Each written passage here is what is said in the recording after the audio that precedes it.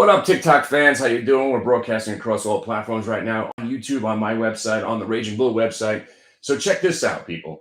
You woke up this morning, you might have been a little nervous, especially because the Jets won a game, and I had Denver plus 3.5, but we'll talk about that some other time. You walked in, the market's all shaky. You think World War III starting? Guess what? All we did was buy. We had a one stock that makes drones. They're going to be hot. PRZO, we were done well. But if you know anything about the market, when it starts extremely low, chances are you're going to get a move up to start the day. So we were buying the Qs, we were buying PLTR, and we are buying something called ARM. And right there, our day is done. So it's 10 o'clock in the morning. We're done. I'm home. And now I got to watch reruns of the Jets winning that game, even though I'm still shocked that they actually pulled it out. But check us out. Have a day's pay in hand by 10 o'clock in the morning. This is what we do. I'll see you guys later. So what up, y'all? The day is so firmly in hand that we're almost kind of like shocked. PRZO rocking right now. Back in right here at 199 as a goof, selling out at 212, 225 just got hit. Right now, PRZO, for all my friends out there, there's an opportunity everywhere, okay? There's opportunity everywhere. And it's not hard. It's not easy, but it's not hard. And I'll explain more in a second. Let me just put some hashtags out there because, you know, I gotta do the right thing. I gotta get my own. I gotta do all this work myself. I'm hiring. If anybody knows any young, and again, don't take this the wrong way, but young female, good-looking interns that want a job. Because look, I know I'm pretty, but damn, I get tired of looking at this face. I know my wife's certainly tired of looking at this face.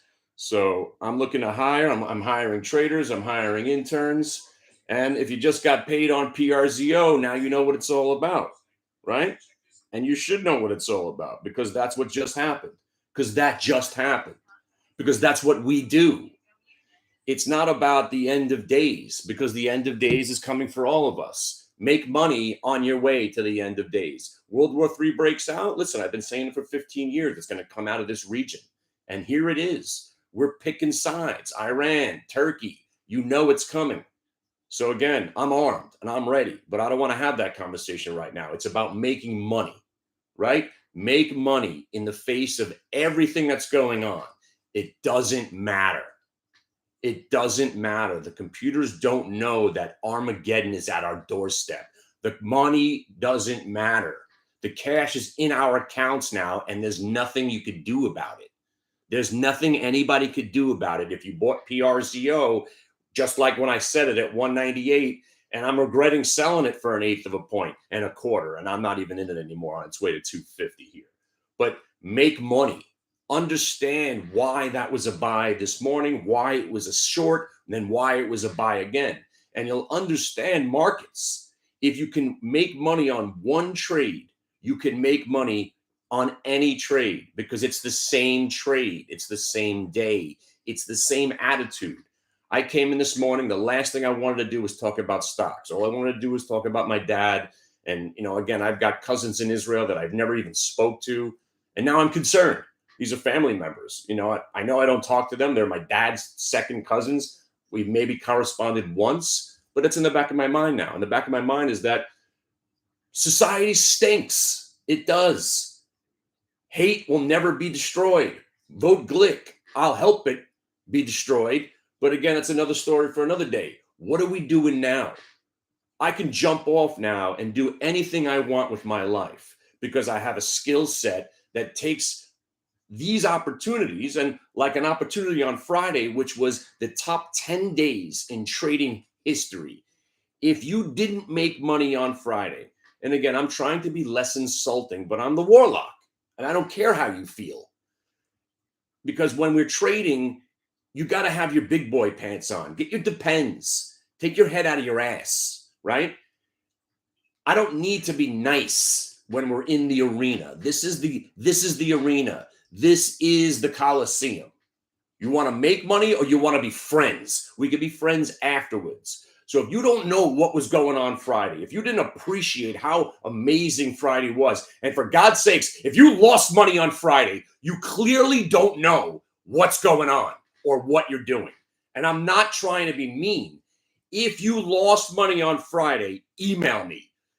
But before you email me, stop trading, please, because you're wasting an opportunity and you're wasting money. Last week was one of the best weeks in the history of trading, culminating with a full-blown reversal day on a Friday when you're buying options at nickels and dimes and watching them go to $2, $3, and $8. You had to be able to figure out how to make something on a day like that. So if you lost money on Friday, stop whatever it is you're doing. And that is a big part of trading. It took me years to realize how stupid I was. It took me years to learn how most of what I thought was right was wrong. And now I don't do any of those things, like buying options into an earnings report.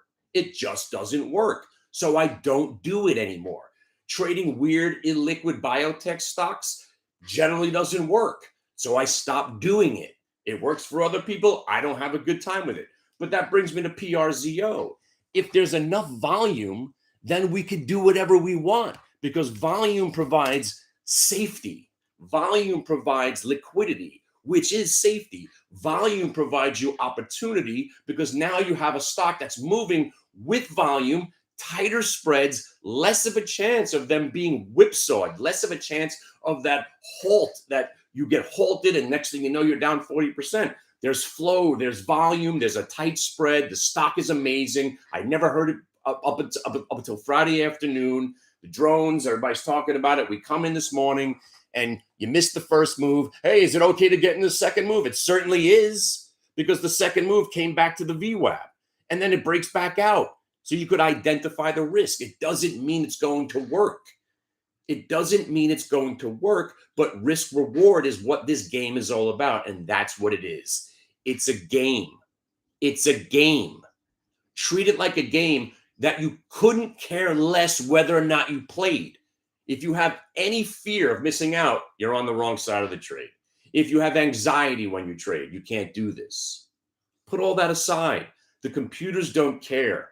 Trade as if you're a computer. I like Palantir. Palantir is a stock that tends to go up with war. It is a war stock. You don't think of Palantir as a war stock, right? But it's right there with Lockheed Martin and Raytheon. Who do you think's data crunching for the CIA and picking all this information up out of the ether? It's the Palantir company. Palantir is clandestine. Palantir is a war stock. Okay, so you came in and you said, all right, Kenny, Palantir is a war stock. All right, let's see what happens. Oh, shit, it's breaking VWAP. Buy it. See, that's how you do it. You have an idea. All right, cool. This PRZO looks interesting. I'm not going to buy it until, oh, there, it's doing it. Buy it. All right, that sounds like an interesting idea on Palantir. All right, I'm going to wait to see if it breaks VWAP. Oh, it's breaking VWAP. Buy it. Oh, but I missed it. It broke the VWAP, and now it's going up without me. Buy it anyway, and then reestablish the risk. I don't care if you didn't buy it between 1640 and 1660. Then it went green. Stocks that go green in a down market tend to go higher. Buy it. Oh, wait, it's breaking 17. Stocks with momentum that break half numbers and whole numbers tend to go higher. Buy it. Oh, look, it broke 17, and now it went to 1714. Oh, I missed it. Oh, it pulled back to the 1714 breakout and held. Buy it. Oh, my God, it's breaking 1750. I can't believe it. Oh, look, it came back to 1714 again. Buy it. Oh, wow, it's breaking 1750. Buy it. There's 900 opportunities on every stock every day. Just establish the risk. Where's the risk? That's as much I'm willing to risk. Where's the reward? If you're buying a stock, the reward by default is unlimited. Palantir's not going to $100, but it can today. If you're telling me it can't, you don't know trading. Palantir's not going to 100. Why not? Tell me why it can't go to 100. We see worthless Chinese IPOs go from $4 to 90. Why can't Palantir go to 100 today? Anything's possible. Anything's possible when you establish your risk and what your reward is. And if you're buying a stock, by definition, your reward is unlimited. So you're limiting your risk with unlimited reward. Voila, you're a trader now. And if you can make money on one trade and understand why you got in and why you got out and where you established risk, you can trade any day. World War III coming, world peace declared, doesn't matter. Nothing matters. The computers don't know what you're thinking, and they don't care. You just raise the stop. So if you're still buying Palantir at 1768, now your risk is the 50 and the 21. So if you still want to buy this stock, even though you missed over, I don't know, what's the percentage gain on the Palantir right now? The percentage gain, you've already missed a 7% move. You've already missed the easy money, the not so easy money, the hard money. Now you're coming into the I hope money. And the I hope money generally doesn't work. Doesn't mean it's not going to 18. But if you want to still buy Palantir at 1762 after we're in from 1647 and we've sold 90% of it already, and now you're finally getting in, just establish your risk. If you're buying 1765, 1750 is your first stop. The pivot at 1738 and 1720. Voila. Does that mean it's going to work? No. But you established your risk, so buy it. You're up 4 cents already. Now, if it goes to 1775, oh, I guess I could have made $100. And usually $17 stock, you're buying 1,000 shares, you're buying 10 calls. And here's the best part about the Palantir for my people with the small accounts. Here's the option trade. So before we go any further, if you're only trading options, what option did you buy today on the Palantir? I don't want to hear it if you don't know. I mean, I do want to hear it if you don't know, because you should know. Because if you don't know, ask. If you don't know, now I'll tell you. If you're going to trade options as a day trader, ready? Here it is. I'm going to give you the secret to success right here. I'll write it up and I'll leave it on the board here for you.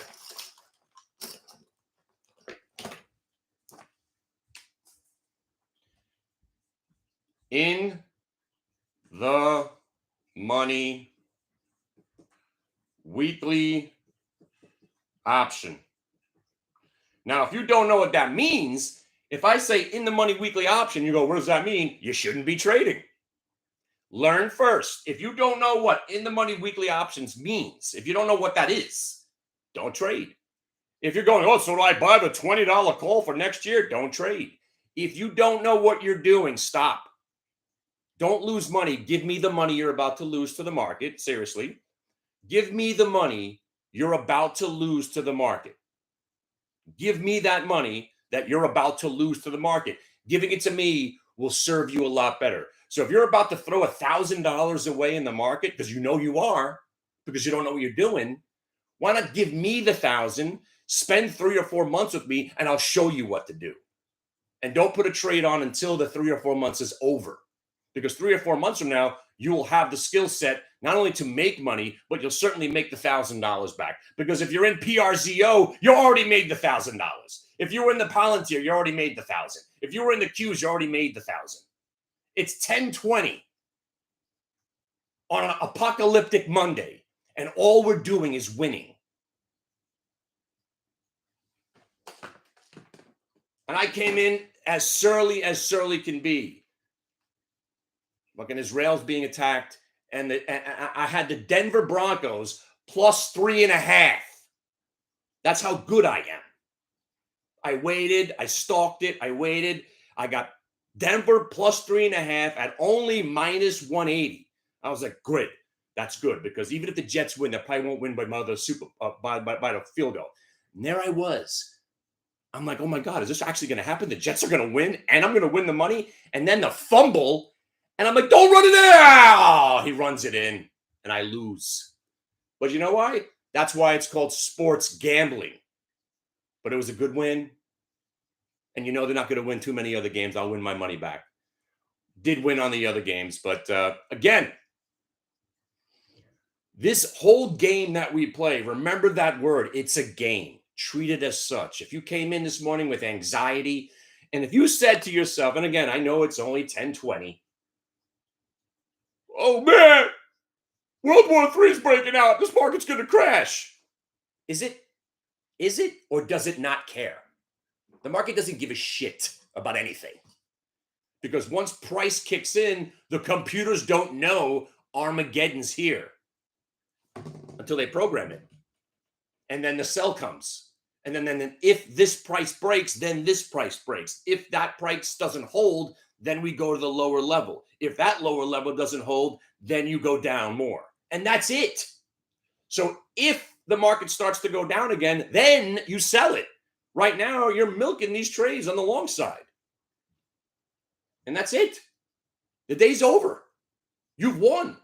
And tomorrow we'll do it again and again and again and again. How many times could I tell you affirm? Right? It's been 9 weeks now. Remember the call spread we did 9 weeks ago, and then we did another one. We won 2 call spreads, and then the stock crashed again. It's an amazing stock to trade because there's always activity. There's always buyers. So if you know, okay, this goddamn Affirm, I love this stock. Not good to own because owning stocks stinks. Owning stocks doesn't work, right? Because this was all the rage. What price was this one at? This was all the rage. You needed to own this. The analysts were getting in at 176. The stock's at 6 is 1 digit less. You get the idea? Owning stocks is not what we do. Let the other people lose their money. We take their money. You want to own some Affirm? Good for you. How's that working out? You're down 90%. Meanwhile, we've doubled and tripled and quadrupled our money over the last 9 weeks just playing these ranges. So fast forward to today. Hey, that Affirm is pretty good. Oh, yeah? Oh, yeah, it is pretty good. Look, you bought it when it broke Vwap, you got paid. You bought it when it broke Vwap again, you got paid. Oh, Kenny, now it's going down. What do I do? I don't know. Did it break prior day Vwap? No. Have you traded it yet? Look, it's 10 o'clock. You're getting another opportunity at a VWAP break with only 10 cents of risk. You buy here at 1772. Next, the stock's at 1820. Once you know what to do, you can trade any day, any environment, anytime you want. And then you'll realize why you'll have the attitude that I have. I don't care. I don't care. You don't need to trade. So when you come in with that attitude, you have now wiped out the fear of missing out. There is no fear of missing out. If a trade comes along, I'll do it. Oh, there's one. Oh, there's another one. Hey, I thought this was going to be a boring day. Oh, look, another one. Oh, look, another one. Oh, look, another one. It's the same day over and over and over and over and over and over again. You understand? Do you understand? You can find any trade. Give me a symbol. I'll show you exactly where you could buy it, where you should sell it, and where it could go. Any symbol at any time of the day. Whatever you want. I could conjure money out of my ass. Do I look like I have any fear of missing out of anything? No. I'm hiring, people. I'm hiring. There's so much activity. My fear is that I'm not in as much as I should be. If I had 6 guys working for me on Friday, we would have made $5 million. No doubt. No doubt. Because while I'm fotzing around with 3 names, you got the other 3.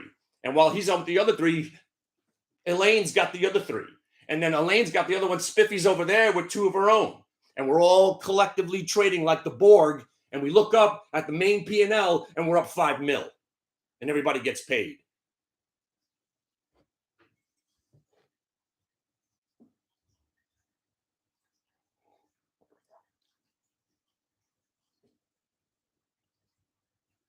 We're all getting laid.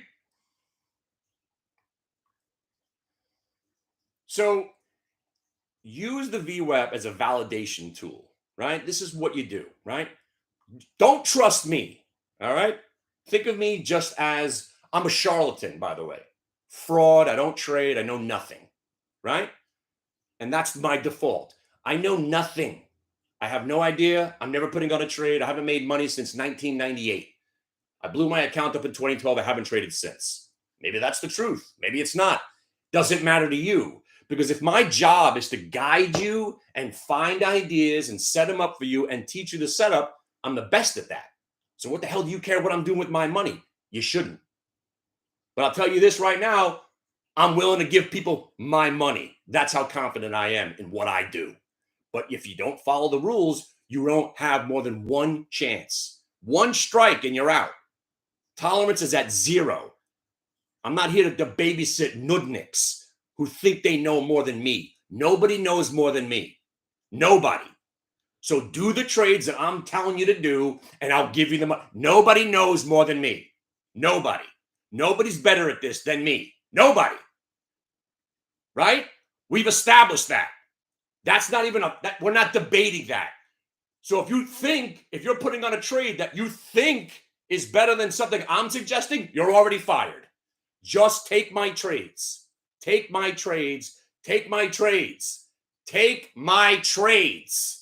And then be done and win for once. It's not hard. It's not fast. It's not daunting. It's not confusing. It's not easy, but it's not as hard as they want to make it seem. It really isn't.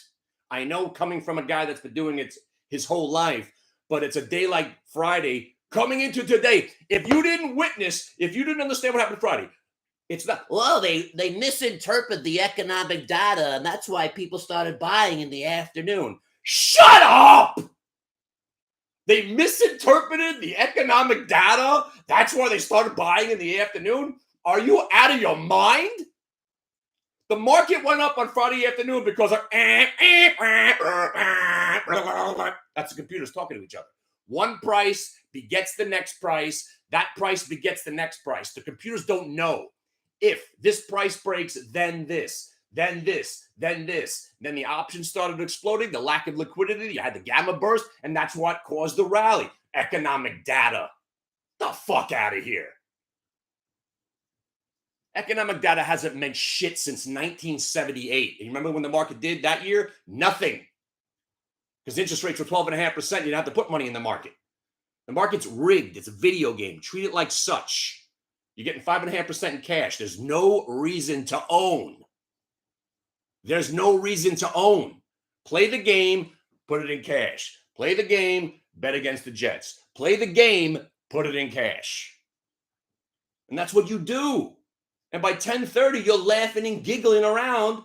And now your wife's got 9 chores for you in the other room. She's waiting. I could, she's right outside the door waiting. Just waiting for me to shut up. Ooh, he'll go to Wegmans now. Ooh, I've got some upholstery I want him to take care of. Ooh, maybe we could build that shed that's been in pieces for 19 years. She's waiting for me right out there.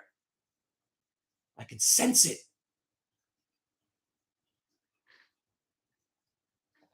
But I'd rather be in here showing you what to do.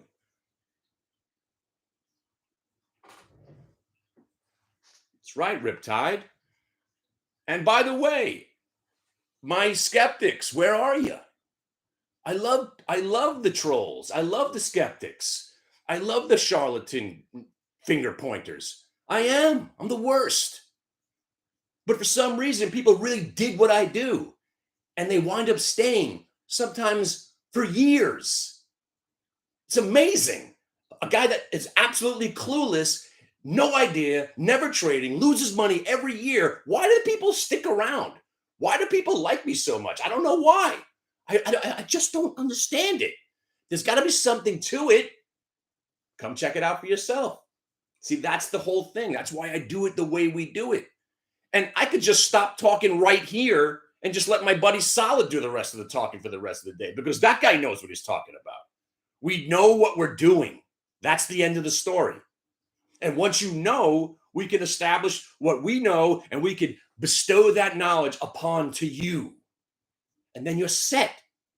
And you'll understand what happened on Friday and what we did this morning and how it's a video game and how it's all rigged and everybody's out to get you like Goldman Sachs and CNBC and Fox Business. They're not here to help you. And you'll understand how IPOs are scams. And you'll understand that most stocks suck. And you'll understand, most importantly, that nobody knows what they're talking about. Most stocks go to zero. Do the due diligence. You're not going to outsmart the market. Oh, this company does blah, blah, blah. Oh, they're going to get blah, blah. Are they? And then they're down 90%. I could give you 150 stocks that we've traded over the last 3 years that somebody probably thought was the next big thing, and they're all down 90%. 90%. Some down to 99%. Stocks suck. Don't own. Trade to win, own to lose. My name's Kenny Glick. Don't forget it. It's days like this. And when the market starts crashing later in the afternoon, oh, he said the market was staying strong. What I say at 10:30 has no bearing on what I'm going to be doing at 10:35. Doesn't matter what I'm saying. Words, pointless. Actions speak louder than words. What is happening? And right now, what's happening? UVXY is hanging around. It's not going down. The market had the residual buys. The market has been sold into. And now we're kind of in limbo. And we're just waiting for the next thing. Or we don't do anything because we've won. And you treat it like a game, and you treat it like a job. And the boss just said, "Good job. You can go home." But I live in Westchester. I mean, it was like an hour and 45 minutes to get here today. I'm not going to just pick up and go right back home.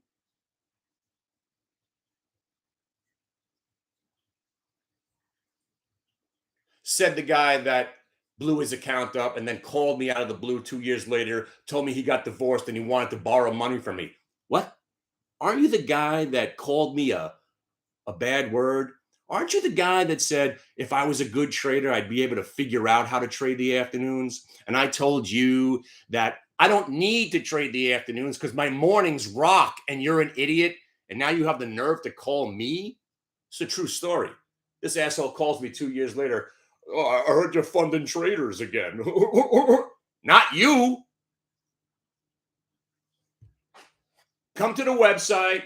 Show me you can pay attention.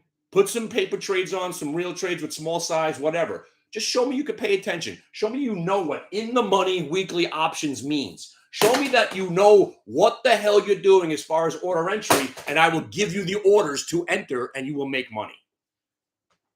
So charlatan, scam artists, I don't see many other people handing out their own money. But I do love, and if you're going to call me a fraud, please use the word charlatan.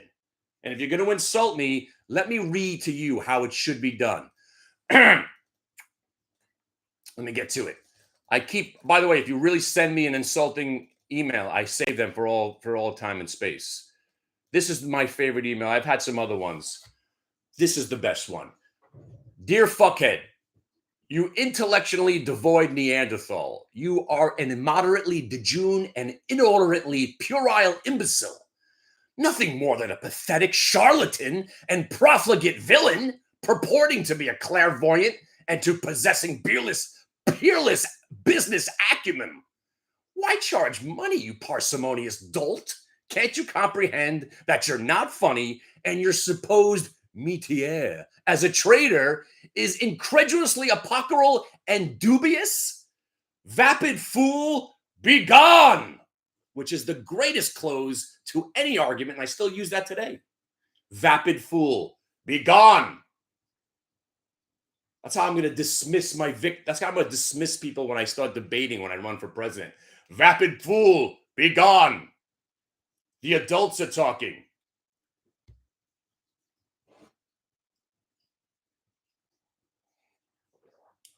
So right now, if you just said, man, you do a lot of yapping for a guy that says he trades, I ain't trading. Day's over. I hit PRZO 6 times. I had the freaking Palantir. What do I need to prove to anybody, especially Westchester Guy? Westchester Guy, you're still out there, right? By the way, I'm happy your wife left you. I am. I'm happy I saw you working at the Nissan dealership in the next town over. I drove by and I waved to you. I was actually taking pictures of you from outside. I said, kids, that's the guy that insulted me, told me I didn't know what to do. Look at him there, sitting alone at the desk, probably sitting there with his old trading platform up. He has to minimize it when the boss walks over. See that guy right there? He called your dad a pussy because I couldn't figure out how to trade in the afternoons. That guy right there. And then he called me 2 years later to borrow money from me, kids. Let's all wave to him. Hey!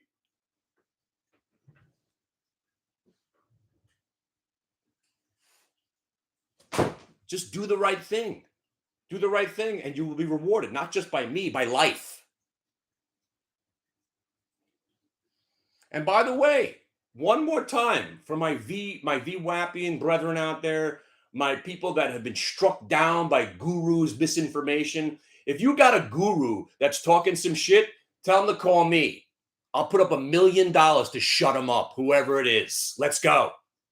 I'll out-trade anybody on any platform in any time and space. You got someone that did you wrong, tell them to contact me. I'll shut them up. I'll put up $1 million of my own money to out-trade you on all time and space. And if you win, I'll give you $1 million. But if I win, you shut your miserable life down, bow to me, beg for your forgiveness, kneel at my feet, and be fool. I fucked it up. Vapid fool, be gone. I run this town.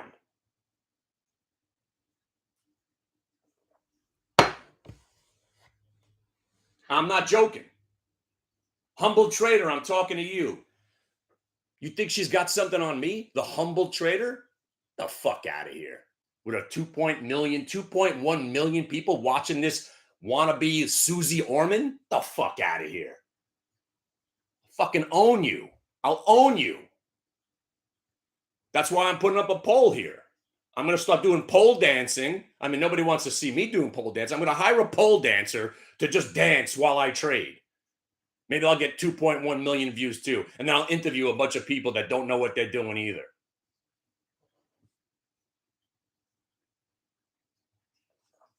By the way, who sold that PRZO on the way to 250? This guy right here. This guy right here did. Yeah, I sold it at 212 and 225. What? You got a problem with that? Stocks will always go up after you sell them because we sell into moves. So sometimes stocks will go more after you sell them. But that's the key word. You've sold them for profits. So if PRZO is $19 by the end of the day, yeah, I'll be complaining about it. And my wife will look at the dumb face. Oh, what happened? Some stock went up after you sold it? Oh, can you tell me that story again? Let's get the kids on a Zoom call so you can tell them also with your dumb face. See, my wife knows it. That's how my wife, she's like, oh, that face. Oh, she knows every dumb face that I have. And you know the funny thing about my wife, when she sees this dumb face, I don't know how she tolerates it at this point. She's like, how come you didn't buy it? Even before I start complaining, she's like, how come you didn't buy it back? Well, because I just sold it. Did you think it was going to go higher? Yes, no, maybe. Well, then you should have bought it back. Shut up. Stop making sense. And that's it. You don't know when a stock's going to stop going higher. But what did I say about Palantir? You're running out. The stock's up 6.5%. You want to pile in at 775? You better know where your risk is. And look where it is now, right? Right to those levels where I said you'd get stopped out at. Because we ain't buying at 775. We're getting stopped out on the way down at 765 and 750. And now that trade's over.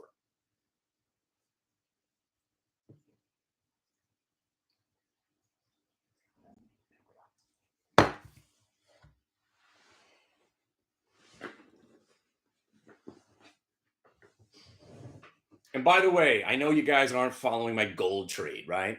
I shorted gold in May. I covered it about 2 days ago. Look where it is now. Follow me. Follow me on the Twitter. Follow me on the Stock Twits. Please join the TikTok. It's all at Hit the Bid Radio. Follow me. Follow me and help spread the gospel of truth. The gospel of the Vwap. The only thing that works. The only thing that does speak the truth. Because price pays. And what is the number one way to follow price? Say it loud, say it proud. Vwap. And if you whack now, you get this fancy t-shirt. In Vwap we trust. Don't be a dick. Vote Glick 2024. They're only $50,000 a shirt. Hey, look, I got to start building up my coffers. because I'm not going to be a corporate shill. There ain't going to be no billionaires supporting me, or maybe a few,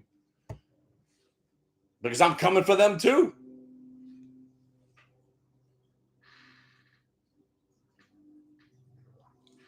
But those shirts are going to be selling for $50,000 each. But if you join the website, it's free. And a fake faux paw pearl necklace with every purchase.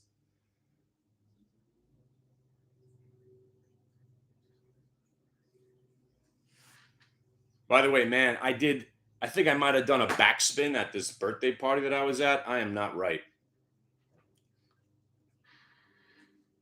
I mean, everything is hurting. Even my hands are hurting. How do you get a black and blue on your hand? Like, I don't know how I did this, but it hurts. Fucking back is barking. I got salon paws. I'm all Bengayed up. I'm on freaking tour leave right now. I can't even believe I'm awake. I can't feel my face. Anybody want to come and punch me? Probably take a punch in the face right now. I think I need a punch in the face every once in a while. Something about your face. Something about your face. I just want to put my fist right in your suck hole. Is there anything I can do about that? No, it's your face. All right. I'll take that under advisement. I lost the Jets bet. I had Denver plus 3.5. Oh, and they cost me the 5-team parlay. I mean, I probably shouldn't have put them in. I mean, I hedged, but I had, oh, man. I had the 4 teams set, and I just, sucks. I'm still up for the year, but I should be killing it. The Buffalo game cost me, the first Jets game, and this Denver game cost me a really good day. But whatever, it's gambling. I'd rather see the Jets win than win money. All right, I'm going to get another cup of coffee. We'll strap in. Maybe we'll find an idea. If not, we just wait for tomorrow. Because tomorrow will come.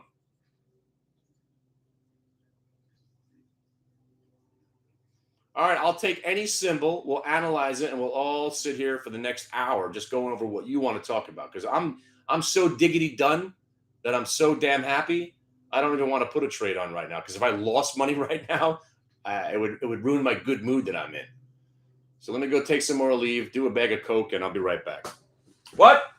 He walks away in the middle of a live video? Who does that? This guy does. This guy does.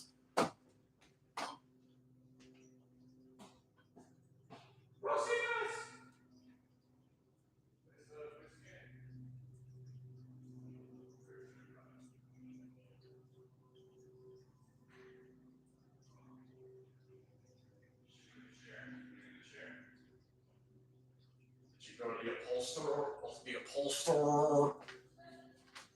It's a terrible word. Who thought of that word? Upholsterer.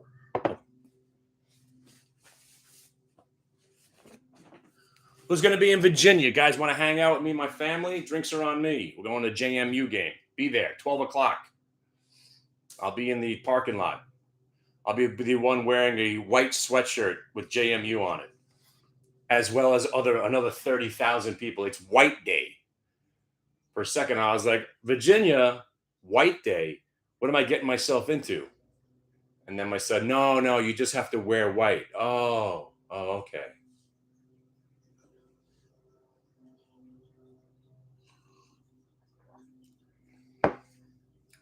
That went right over your head, didn't it? Whoop! Right over your head, that one.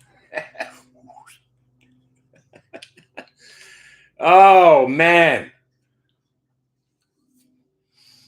Yes, red dot, blue dot, all that dots. You ready? Watch. No, I want to do it on something new. Give me something new, and I'll show you exactly what to do. So let me show you on Palantir. All right. So blue line is today's Vwap. SLV doesn't count. It's a silver ETF. I don't like silver and gold. I just go back to classic technicals. I don't use Vwap with those. That's another story for another day. That's why. Harrisonburg, yes. You coming? So I trade real stocks because they all have options. They all have liquidity, and they're awesome. Palantir, if you don't know, is a war stock. They crunch data. They're clandestine. They're doing some secret shit. That's why I like Palantir. It's one of the only stocks that I own. I'm naked puts on them. And by the way, I did sell the Rivian because of the whole thing. I don't own many stocks. Rambus, Rig, and Palantir. It's what I got right now. And I hate owning stocks. I think I've mentioned that. But so I come in, I'm like, ooh. I go right to stocks that I like. Affirm, Palantir, Qs, and PRZO was in play today. But I'll go right to my list. My list is always the same. I could give you my list right here. I'll put it on the side. Most of these I've been trading regularly, but it switches around. I'm always looking at Carvana, Rivian, Palantir, Affirm. HE kind of died. Rig, I'm always around. These are just they were short squeezed in April, May, June, and July. We had some fun with them, and I've been trading them ever since. The Wolf is not bad. SE was pretty good a couple of weeks ago.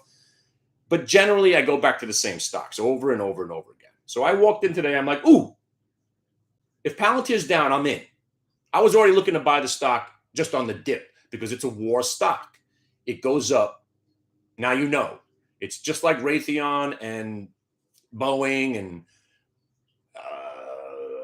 Lockheed Martin. It's right there. Palantir does work for all those companies. Palantir is deep CIA shit. I love it. So I came in and I'm thinking, all right. And I woke up at around 7. I saw Palantir had already broke over the blue line. So the blue line is today's VWAP, right? It starts to form as soon as the volume starts coming in. 6 o'clock in the morning, 4 o'clock in the morning. As soon as there's trades going on, the VWAP starts to form, right? So the orange line is giving you a heads up on prior day VWAP. And what we have learned over the last 11 years is that most of the market revolves around prior day VWAP and today's VWAP. So in this case, you missed a little move in the pre-market, but that little move provided you with something, a high of the day. You get it? Right here. So this mark right there, I marked this off. That's the high water mark, and I zoom in to the exact price. See, I missed it by a penny. I zoom into the exact price. Let me edit that. Wait. And remove. This is what we call price level. These aren't moving averages. This is better than moving averages because this is the exact price that the stock went to. And that's the exact price that I do things at. So the high water mark for the morning was 1651. That's where I put the red line to remind me that that's the high water mark of the day. So I saw the stock was dipping. I'm not looking to buy it, right? But then that dip within 1 minute, the second minute, third minute, fourth minute, I didn't buy it at 1651 because I actually wasn't paying attention right away. So then when it broke over a new high, so I wanted to buy, again, the VWAP break was awesome because if you're buying the VWAP break, all you're going to use is the bottom of the candle of the break. And that's your risk. If it breaks there, you sell it. If you buy the second candle, you use the VWAP and that candle. And if you're buying it up here or here, now I'm buying 1662 and I'm using the half as my first stop. So 12 cents. And then I'm going right to the VWAP where it's 1641. And then the other ones are the multi-day VWAP and the prior day. So I could use 4 stops on this one little position if you want to divide it up. And that's how you stay in the trade. So if you bought 1,000 shares, maybe you throw 300 stop here, 200 here, 300 here, and another 200 there. So that's the whole 1,000. The reason you want to do that is sometimes stocks chop around, right? And maybe you'll get stopped out of some of it, but you'll be in some when it explodes. And in this case, we didn't have to worry about that. And now here's what I did wrong. Because it's not always the greatest trade. It looks like, oh my God, you must have killed it. I'm in at 1662. I'm already selling 1675. Why? Because $17 stocks, 1/8 of a point is how I was brought up. You give me 12.5 cents on a $16 stock, I'm selling 1/8 of a point. Still means something to me because that's where I come from. 1/8, quarters, 3/8, half. Okay. I'm in 62. I'm in 1662. I'm already selling for 1750, 200 shares. just to feel good about myself. Sold. Then I'm thinking, all right, you're probably going to 17 bucks. But even at 16.87, I threw 100 shares out. Just because I could. I like to put an offer out, meaning I put my order out before the stock gets there. So then I see it go off. I see, ooh, somebody just bought it from me. That confirms the momentum. So now I'm down to 700 shares already, right? So then at $17, I'm selling 300 more, right? So sorry, I sold 2, then 1, then 3. So now 2, then 1, then 3, right? I'm already down. I'm halfway done out of this trade already. So by 17.12, I'm selling again here. It starts to pull back, and right there, I'm done. When it broke back under 17, I'm like, whoop, I'm out. And then it starts taking off. And then someone said, hey, is it still a good buy? I'm like, yeah, if it breaks 17.14, it'll probably go to the half because that's what stocks do. And I wasn't in it because I bought here, sold here, here, and here. Ain't bad. Made the money. Can't take it away from me. Got to the whole number. I put the whole number. And again, why did I sell the rest? Because when I sell into the move and the stock goes back below some of the prices where I sold, I use those most of the time as my stop. So this one candle right there, I got out of my last 300 shares or whatever it was, 200 shares left. Usually those 200 are the ones that you make the most on. This time it blipped under 17. I decided I want to take it off because I thought the whole market was going to roll over, and it went up 80 cents after I got out. But I don't care. Money is mine. And some other guys were asking me, hey, do you think it's a good time to buy? Is it a good time to buy? Sure. If you're buying 17.15, do it. Again, you would have used 17, so you would have got stopped out of some. But then you would have raised your stop to 81 and 62. And those would have been your stops. So, and then as the trade starts working, you get rid of these. You're not going to let it go down here anymore. You get rid of those. You're not going to let it go down there anymore. You're not going to let it go down here anymore. And now you're establishing new risk, just like right now. Ready? Watch. If you buy it right now, I'm not saying it's going to work, but if you buy it right now at 17.25, you've done the work already. So you want it to break VWAP, you'll get paid. If it does, it'll probably retrace to 50. A lot of the heavy lifting and all the goodness might be done. We might be going sideways and everybody just sitting around nervous because that's what the environment is right now. People are sitting around nervous. The algorithms everybody got paid in the first hour and a half of the day. Now we're going to meander around. But let's say you're buying it, 17.25. This one candle right there, that's your first stop because that's where you pivoted from. So if you're in 17.25, let's say you got 600 shares, 200 stop, that's pretty tight at 17.14. Where's the next pivot? The next pivot is the 16.97. Instead of using 17 like I did, now you use 16.97, and where it broke out from is 16.81. Bam. So now if you've got 600 shares, you got 200 there, 200 there, 200 there. Doesn't mean it's going to work, but you identify risk.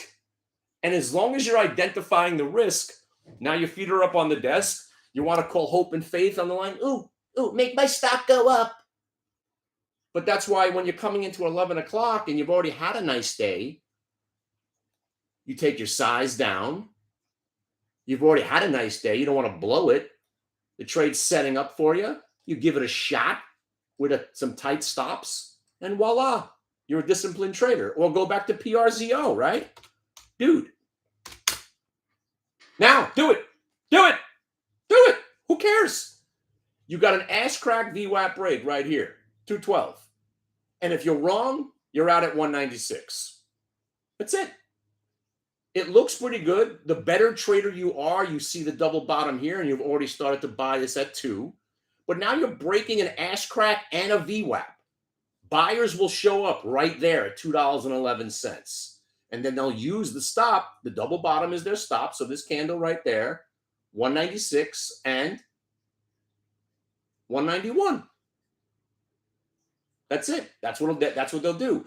And you got to remember, in the middle of the day, it's not the middle of the day yet, but the closer you get to noon, the less momentum you have. That's why Friday was so insane. Momentum kicked in at like 11:15, and it was awesome, and it lasted all day. And then the buy programs kicked in. You're not probably going to get that today because there is an extreme overhang of fear in the market right now. You have to understand that. Situation has changed. We're in a new day. There's real threat of major war out there. It's going to dampen people's spirits. And I know the algorithms already had their way. Now we're back to humans. And that's why the market goes nowhere in the afternoon.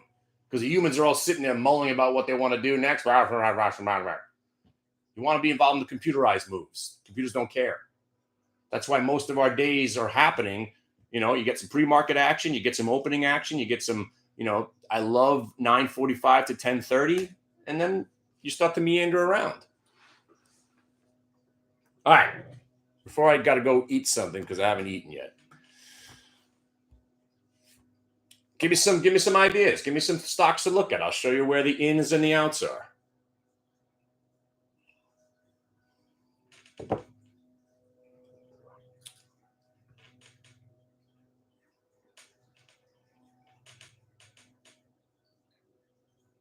Or I'll just go get a AOUT. Now, that's a low volume stock that nobody even cares about. Let's see what's going on. Guns, right?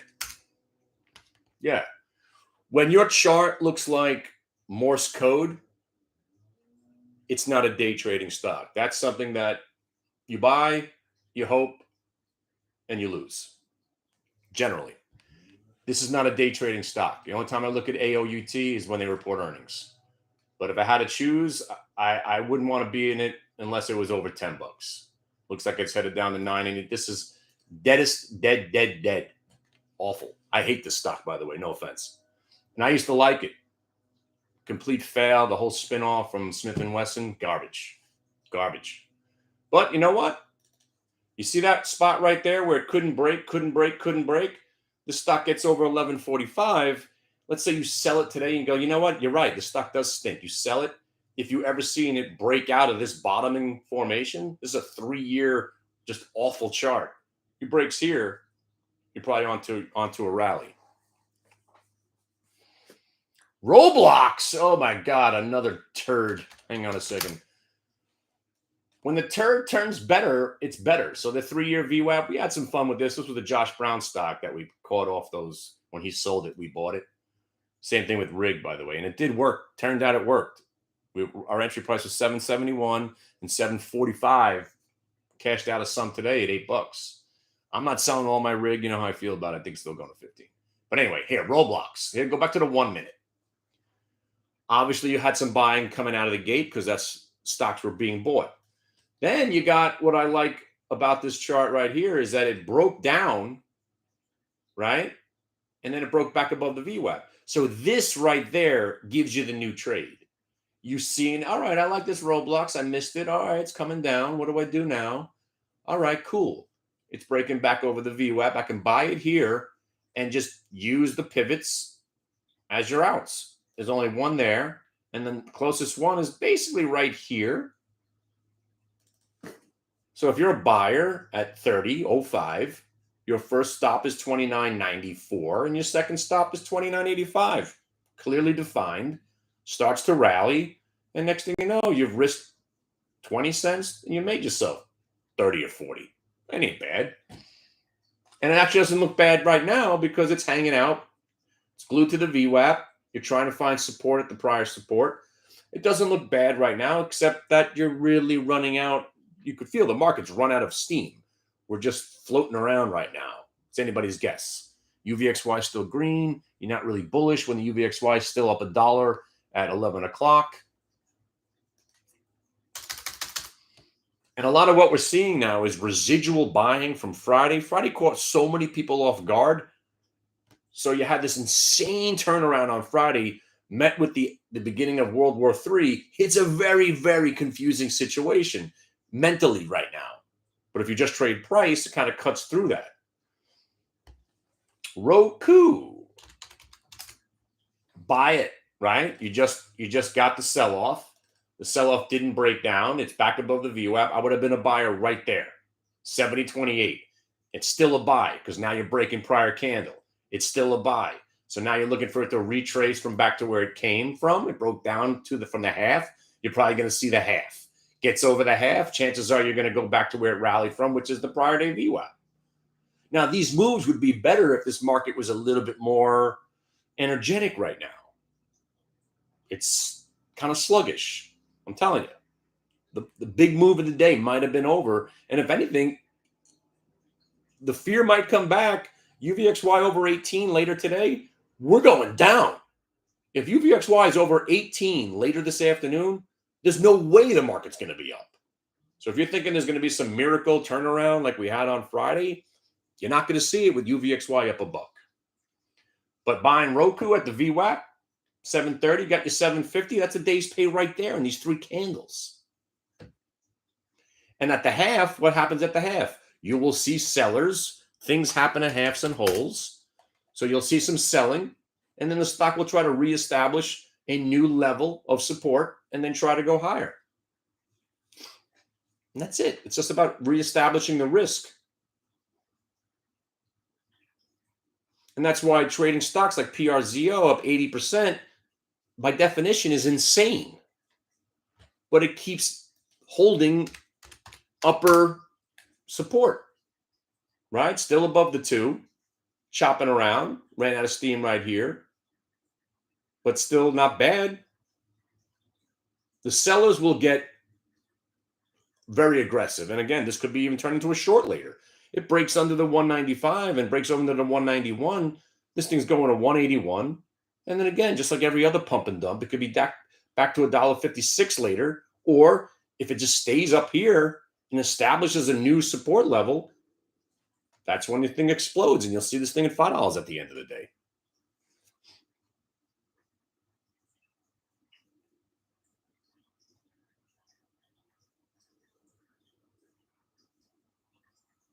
And that's my time. Don't forget to tip your bartenders. And if you're drinking, don't drive. And if you're driving, don't drink. Oh, wait, I have nowhere to go. My wife already went to the chair upholstery guy without me, so I'm free. Come on, give me some more symbols. Southern Georgia at JMU. That's right, baby. 39th ranked in the state, in the country right now. It's awesome.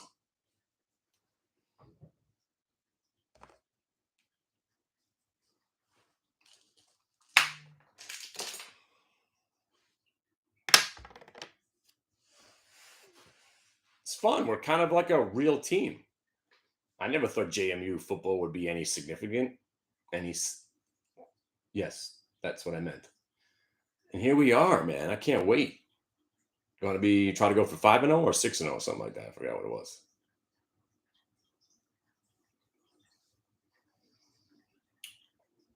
Speaking of that, the onslaught has begun. My daughter has sent some applications finally. She's applying to 18 different freaking schools. 18. That's a lot. Crowd. I like that stock today. When you have nervousness, right? You got paid out of the gate, and now it's confirming that you shouldn't even be in the stock. It's confirming that what was great is now no good because you just failed to hold the VWAP, and now you're rolling over, and it looks like you're breaking recent lows. And chances are you're going to start retracing down to here. Now, again, if you like the stock, you take this moment under advisement. Looks like it's going to go lower now. But let's say it just starts to chop around right over here. And it establishes itself as new support level, somewhere, in between these next level. And then you see it breaking 182 later and breaking this high watermark at 182.30, you get involved. Or if it comes down to this level and you say, all right, 179.50, cool. And it starts to go back up, you could buy it at 179.60 with a quick 10-cent risk, even though it's hard to trade a $179 stock with a 10-cent risk. But when you can establish risk reward so far in your favor, you take the trade. And by the way, look where Palantir is now, right? It's below where I even sold some of it. Trading.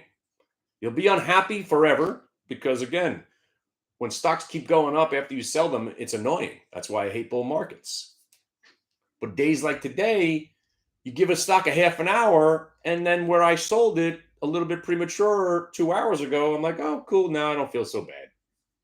You're never buying lows and selling highs. You just try to establish risk reward in your favor, take some trades, hopefully, and all you got to do is go 2 for 3, 3 for 4 every day. And by the way, and I was talking about this, and I tend to ramble on way too much, and I don't make my points. One of the points I failed to mention is that the track record, for lack of a better way of describing it, the track record is bullshit. Especially this guy who says he wins 97% of the time. You know why he wins 97% of the time? Because he never closes out the losers. So if you read the fine print, it says 97% of winners on closed out trades. So he never closes the losing trade. So by definition, he's never taking that loss. But he won't talk about those. His win rate is at 97%. Bullshit. But the reason it's even more awful and ridiculous with track records and that kind of bullshit, I could go 1 for 50 every day and still make money. Because if the 49 trades that didn't work were small losses and the one winner was a monster, I'm still making money for the day. That's the bottom line. Track records are bullshit. Take it from me. I only speak the truth. Track records are bullshit. Win rates, pointless. It's what you're actually doing. And by the way, if you own more than 6 stocks, by definition, you're a psychopath. You own more than 6 individual stocks right now, dump them all, buy the Qs. It'll do better than your 6 stocks. I guarantee. Because most stocks stink. That's why you want to be a portfolio holder. You're into the stories, buy the Qs. Haven't you seen Letitia? You've seen the QQQ commercials? Come on, you're part of everything now. You own the Qs. And it's true. You're not going to outsmart the Qs. You're not going to build a portfolio better than a hedge fund manager. Why even try? Trust me. Don't try. It's not going to work. I learned from experience. Every once in a while, there's a situation like we saw in April, May, and June where it was a runaway short squeeze bull market, and any schmuck, and I'm talking about myself here, I bought 19 positions and all 19 worked. Sorry, we actually didn't make money on the Beyond Meat. I was up $1.50 and I wound up losing $1.50. I had 19 positions on, which is absurd. Absolutely absurd. But that was the joke. I was like, I can have my dog walk on a keyboard and hit the buy button and he'll make money in this environment. And that's why I hate bull markets. Because schmucks look like geniuses. Step to me in the arena on a daily basis. I will show you how nobody knows anything, including myself. I don't know what's going to happen. I just take trades where the risk reward is in my favor, and I manage my risk. And I do it better than anybody else because I've got no ego, and I'm not afraid to take small losses. I'll take 50 small losses. One big win makes the day. The losing trader, it's the opposite side, right? The losing trader, what happens? Like my son, fuckhead that he is, left his wallet in a dead man's hand. My son, 8 days in a row, makes money. 9th day, smoked, gives back the 8 days. Takes 3 days off to regather his thoughts. I'm like, you don't have to go on a spirit walk for 3 days. You're a Vwap trader. It's the same shit every day. Get back to the desk. 7 or 8 days again of profitability. One bad day, wipes it all out again. It's a bad trader. But he learned from his mistakes. He knows what he did wrong. He got crushed on a Carvana short. He knew where he wanted. He knew where he should have covered it. But he just said, let's see what happens. And then he shorted more. I'll short more here, and hopefully it pulls back. Right there, that was his error. Well, I was like, what did you just say? You'll short more now here. What was that word you just used? Hoping that it pulls back? Ain't no hope. Ain't no hope when you're trading VWAP and price. And that one trade blew up 10 days. And then he did it again on a Carvana short, as a matter of fact. And by the way, if you're still sitting in PRZO, Now you know the difference between a winning trader and a losing trader. The winning trader's still in the name because it didn't do anything. Oh, it's pulling back 6 cents. I'm going to freak out and sell it all. The winning trader's laughing at the guy that just sold him the stock. Thanks. I was looking to buy more from you. The winning trader's still in the name.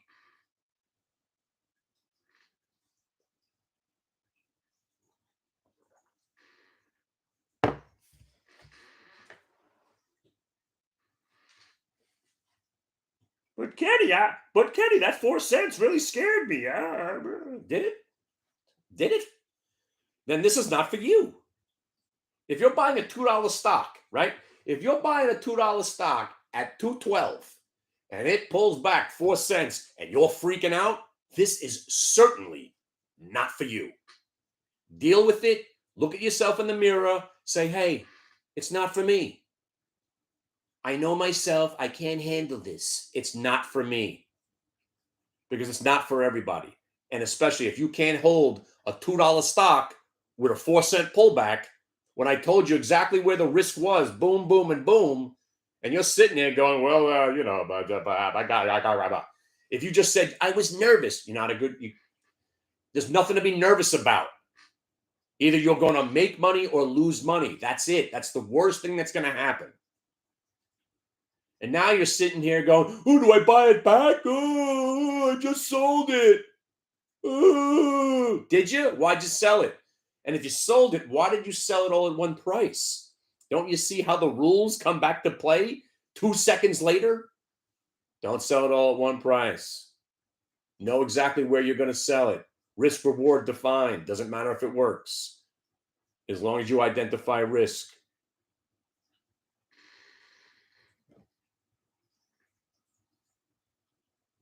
Any last questions?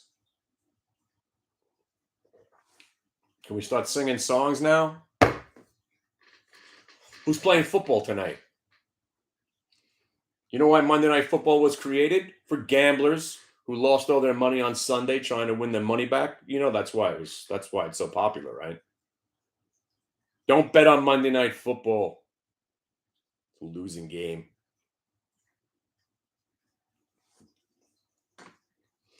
But now, if you're in PRZO, I give you permission to sell half your position right now. Because if you're in from 212, like you should be, now you're at 232. That's 10%, Holmes Slice. You see, that's 10%, Holmes. So all you genius wannabe hedge fund managers out there who are looking to make 10% for the year, we just did it in 9 minutes. You're never going to have to own stocks with this guy ever again. Nor should you want to, because owning stocks stinks.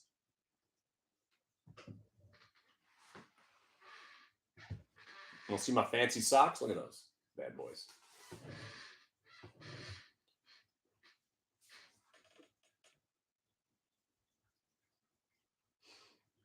I'll be here all day. What do you got, man? I got to get some oatmeal. Oh, my wife's home. Run. You're like the dean. Oh, the dean's coming. Run. Mom's home. Scatter.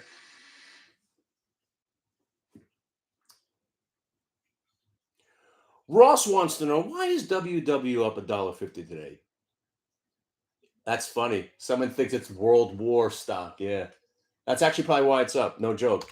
If you could, the dumbest reason you could think of is usually what the story is, like TSLA. You guys remember TLSA? Yeah, you do.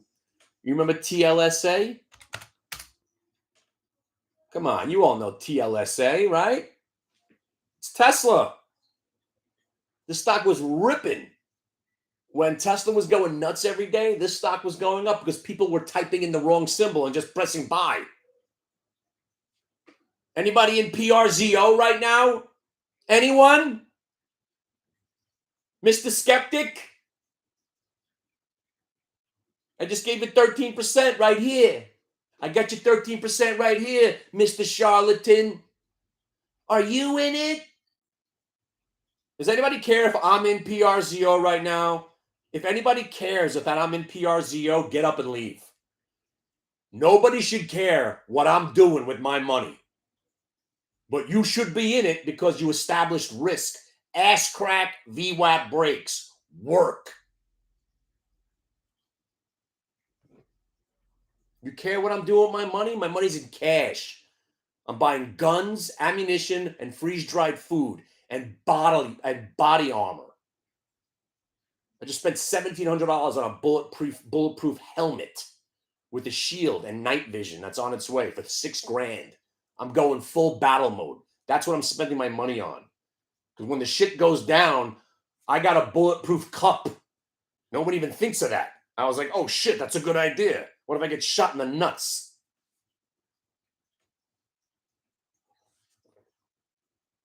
It cost me $180 for a bulletproof cup, but I'm ready. My night vision. I got Joe Lab bringing me I'm gonna be picking people off at 400 yards. Never gonna know where I'm gonna come. All you're gonna see is a red dot in your chest. It's the last thing you hear.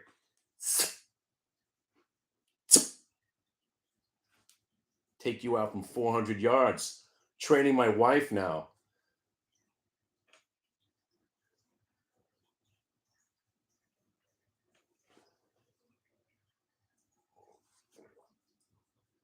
By the way, if you don't have like 6 months of food in your house, what's wrong with you people? Did you watch them doomsday prepper shows? It's called Patriot Food. Get some. It's $1,000.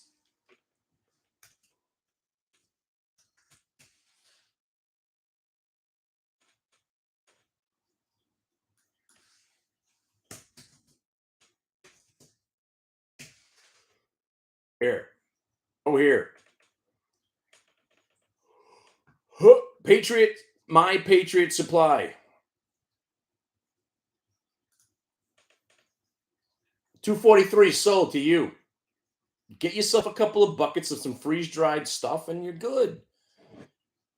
100 gallons of water. You got to have at least 6 weeks. 6 weeks. 6 weeks, most of the schmucks that came outside their house have been annihilated already. You hunker down for 6 weeks. If you can make it for the first 6 weeks, you can live. And then we'll start our new society based on me. I'll be your leader. I'll be fair and just.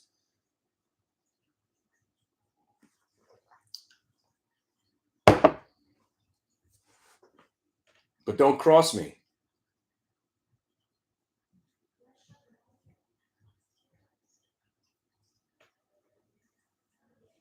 What do you guys want to do now? Yeah, that Velveeta stuff. Ugh. Uh-oh, she's here. Look out. You want an empanada? I didn't even eat breakfast, Jess. Oh, okay. Empanadas. It's 11 o'clock. Apparently, we're having empanadas for breakfast. Ooh. I had brunch for the first time, I think, in my life. Who made that dumb thing up? Brunch. It's like you're waking up late, hungover, lunch, right? I had like a spicy shrimp dish with grits. I mean, it was good, but I didn't feel right eating that kind of food as the first thing I'm eating. Yeah, I had a little scone to get something in my stomach, but just I went right to like a spicy shrimp with grits. I mean, it was good, but yeah, I don't know, man. Full blown, like, I mean, it's not breakfast at all. Don't pretend. And what in the hell is a Bloody Mary anyway? I mean, it's the most. Every 15 years, I sip somebody's Bloody Mary. Ugh. And there's a pickle and there's pickled. She's eating a pickled piece of cauliflower with some gherkin. There's like a meal on top of the glass. I'm like, ugh, ugh. What is all that? Ugh. That's not helping my hangover. If you want to puke.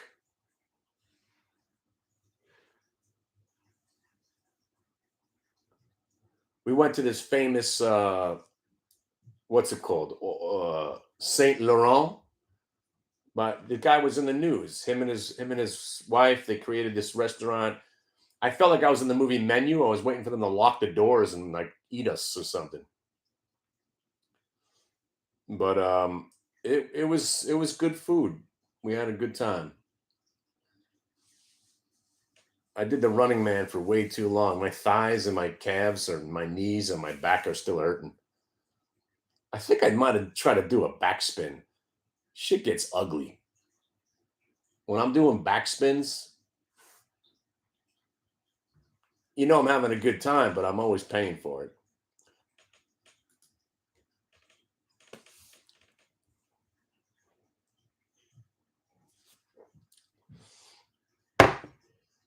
So, yeah, I think we're going to just do what we're doing right now. Just doing nothing, right? PRZO, right? Everybody happy that we just got paid again? He sold at 243. And now you could just say, you know what? If it breaks the 228, right around there, 225, you dump what you got left. And I'm going to tell you mother fudgers right now, whatever this stock is doing for the rest of the day, for the rest of your life. You see how it hit 248? You just failed at 243 right there. Check this 3-year chart out. If you get, and again, I'm not saying this is some awesome idea. The stock's already up 100%. If you break 248, right? Look where you're at. I'll give it to you better right there. If you're over the 248, you're now at the 3-month high, 3-month high, and then you only have this candle to contend with, which gets you to 274. Then you've got a gap. If it breaks 274, it's going to go searching for the bottom of this candle, which is 3. If this, whatever it does, I think this is the drone one. If it's over 3, this stock could be going to $5. So if you're thinking, is it too late to buy it at 248? Absolutely not. Okay? Because if it breaks 248, chances are it's going to 3. And if it goes through the 3, it's in this monster candle from July, and it could go rifling right through all the way up to 415. And then look at and then I think it's a brand new stock with a blue sky breakout. Are you kidding me? What is this stock? I just learned about this yesterday. That's the all-time high? Oh, okay. Well, now I think this might be my favorite stock on earth. And I'm not joking. This is how you find new ideas. I still don't exactly know what Para Zero is. Supposedly it's drones, which I love me a drone. As your president, I will only fight wars with drones, rockets, and airplanes. There'll be no men. And my airplanes are going to be AI controlled also. No more humans getting killed when I'm the president. Only the enemy will be getting killed. But PRZO, there's nothing here. So if this stock's over 415, not only are you probably going to 5, but you could be going to 750, 10, 1250. This could be the next stupid, ridiculous stock that goes to $20. Keep an eye on this one. That's a very interesting little chart right there because it's never been this high if it gets over 415. 415, 414? You know 414. Now, what does this company do? By the way, My Patriot Supply. It's not bad. I mean, it's kind of gross, but if you're, it lasts better than these. I got like 1,000 of these things. You know what these are? It's exactly what it is. Egg white, peanuts, and dates in a chocolate mush. It's so disgusting, but once you get used to it, it's all right. And they don't go bad.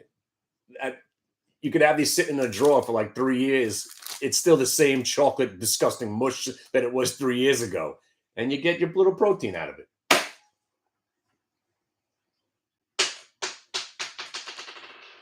What was that?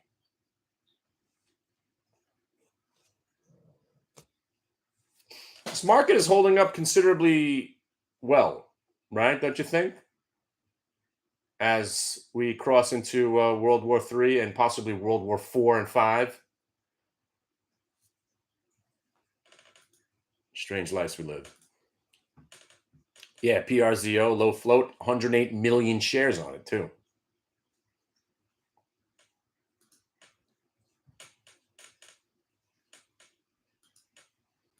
Now, see, if this thing had options, which I guarantee you it doesn't. Yeah, of course not. If this thing had option, I'd be in the 250 calls already, because then you have, I mean, it's not like you don't have any risk, but assuming this thing had 250 calls and they were 30 cents, that's what I would buy. I would take some of the money that I made on the stock. I'd buy myself $600 by 20 contracts. I'd go out to the end of the week or the end of the month. This thing rips. Great. I got some 250 calls with $600 at risk. Maybe I hit it for a 10 bagger. If the stock goes to zero, I'm only out $600 instead of, 4,700 if I had 2,000 shares.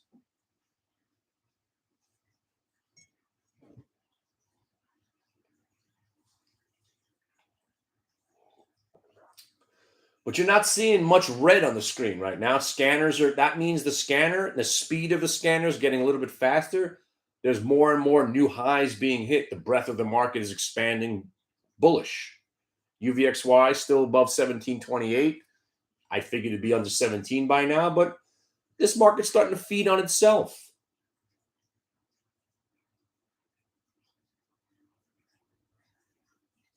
More bullishness becomes more bullish. More bullishness becomes more bullish.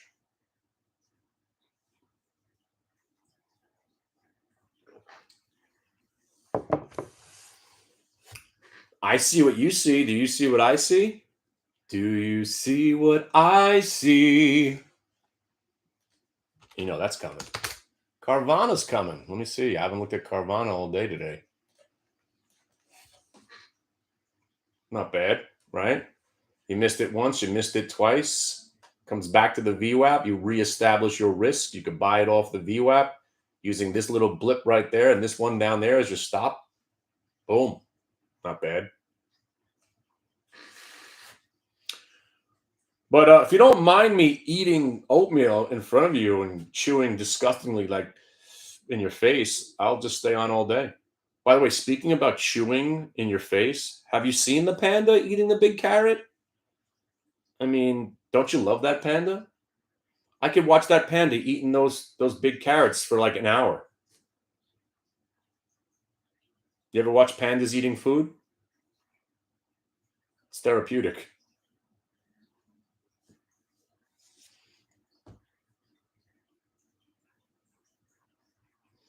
All right. Well, you know what? I am going to get up and get something to eat. I have zithing.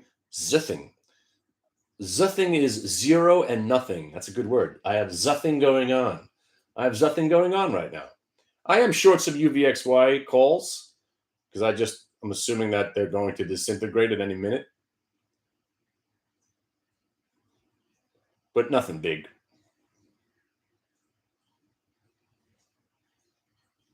And usually I short UVXY calls when I can't short the stock. So UVXY, when in times of volatility, the options get a little bit too juicy and they overjuice them. Right? So I went out to Friday. What did I sell? They're not even on here. Hold on a second. All prices, the 20s. What do I got? UVXY.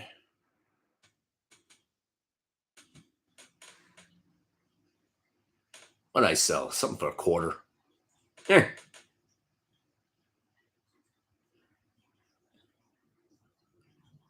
Oh. That's a good print. 2250s for 20. Oh, I am the high of the day. Look at that. It's not bad. I don't know if I'm going to hold these overnight because I'm kind of a little weary. But I'm also selling. I went out and sold more 40s for December. That's me right there, Holmes. I'm selling naked UVXY $40 calls for December. I sold some at $1.30, $1. I sold a couple of these. That's me in there today too, 85. And the way I look at this is if the UVXY is at 40, that means the market's down 20%, and I better be making money shorting something. And if the UVXY is over 2250, I'm probably gonna have. I might even just get the hell out of those, because that means all hell's breaking loose.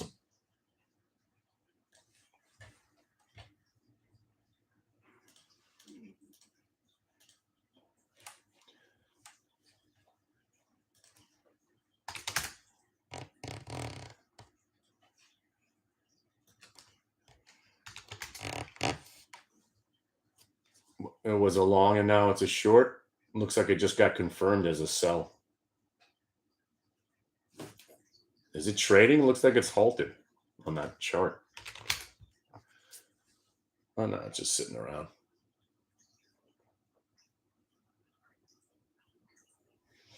How's SPCB doing? They're an Israeli security company also. SPCB? SPSB? No. SPCB? Nobody cares.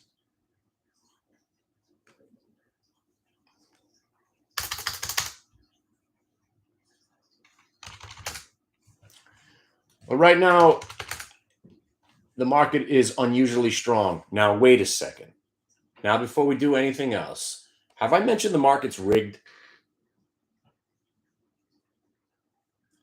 Have I mentioned, even though we're in one of the most uneasy moments in the history of the market? No joke. This is one of the most uneasy market moments in the history of mankind. War, interest rates, inflation. We have no good candidate for president. Society's crumbling around us. And yet the Q's pulled back, held the prior VWAP to the penny, and that's where we bounced. Yeah, we're not rigged. Yeah. Okay, cool. Yeah, the market's not rigged to VWAP. Yeah, okay. In the face of all of that, we start to pull back. The whole world's coming to an end.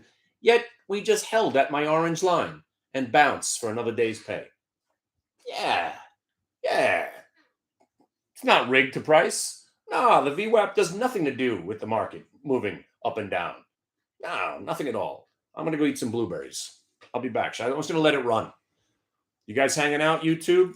So before you go any further, please follow me. Would you follow me on the TikTok? I got my TikTok account going.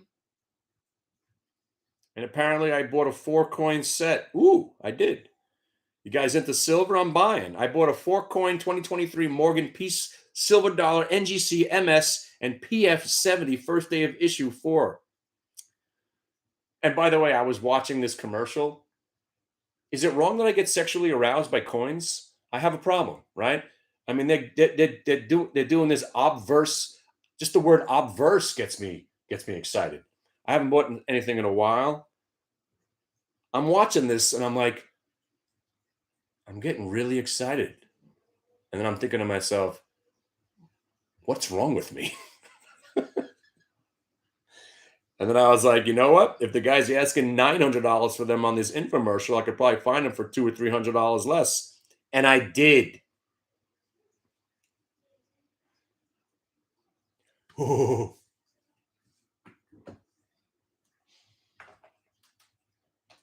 You know what's cool? I bought these, man. Zoop. They're replica Morgan half ounces. Pretty cool. I like these. Bought me a stack of those. I haven't bought anything in a while. All right, I really got to eat something. JBL, show Sid with your portfolio. Best chip stock on the planet, JBL. I know you love it. Yeah. I've loved this stock basically since 1999. Very special place in my heart, JBL Circuitry. I was on vacation with my parents, as a matter of fact, and I left the stock on. and they reported while I was on vacation, and it didn't crash. I came back and I was like, oh shit, I didn't even remember having it on. And it was up like 7 points when I got back from vacation, and my whole vacation was paid for by accident. And that never happens to me. Thank you, J. Bill Circuitry. Special place in my heart for 20 years. Not that I traded too often, but yeah.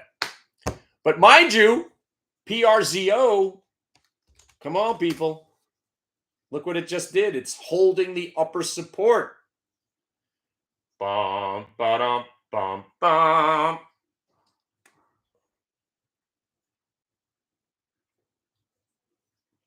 And my wife would say, you just spent $607 on 4 coins? And I say, yes, no, maybe. And then I remind her that I just spent $3,000 on another coin. What? That's the only thing about the end of days. If you buy like these weird collectibles, in the Armageddon, nobody gives a shit about how collectible something was. You gotta get your bricks. These will still be worth something. You gotta get the kilos. So my Tiffany cufflinks made out of silver, Bull and Bear, probably won't be worth anything. They are freaking cool. You guys have, oh Jesus. Ever see these? These are awesome. I'll be shitting Tiffany cufflinks. You'll be shitting Tiffany cufflinks. Bull and Bear. Silver. Tiffany cufflinks. These are freaking awesome.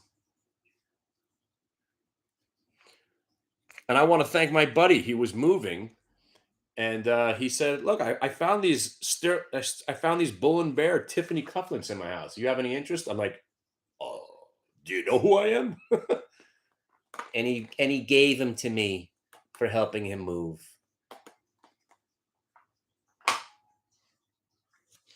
All right, I'm gonna get up now. I'm gonna let it run.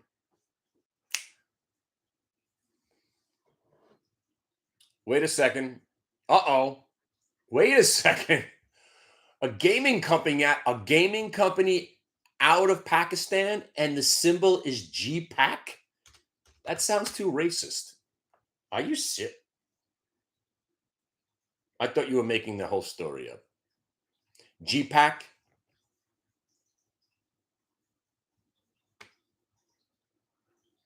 Gamer Pakistan? That's the company? Gamer Pakistan.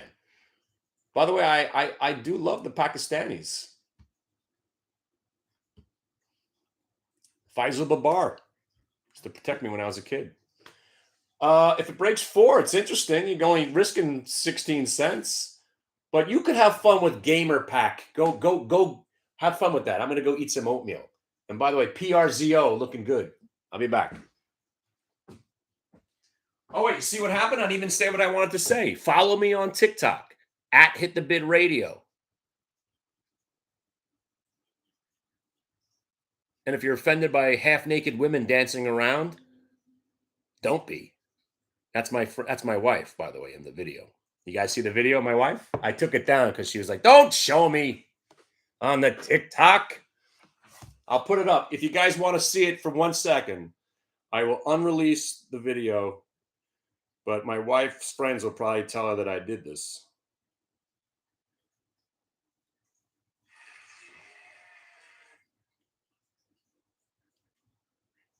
Oh no, where'd the video go?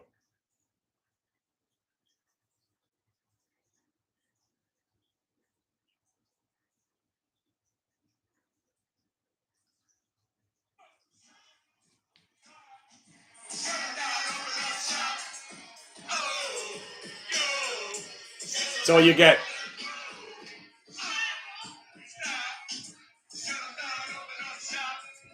Oh.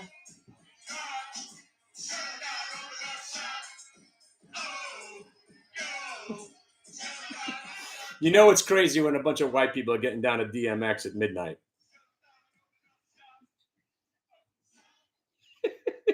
We're a bunch of losers. But I'm going to take this down in 5 minutes because I'm going to get in trouble.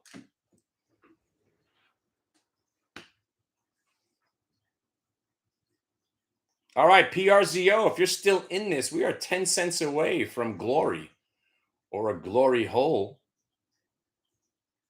AMC, why is AMC? Oh, why is AMC in play?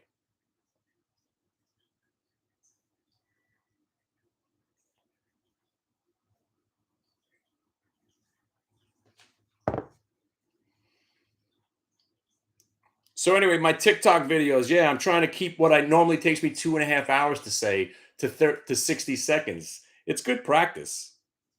Trying to sum up 30 years of intelligence in 30 seconds, very important. It's hard.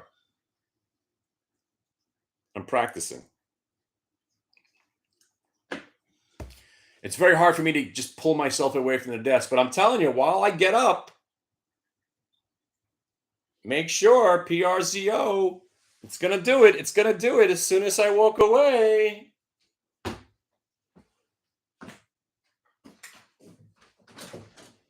Where's that oatmeal?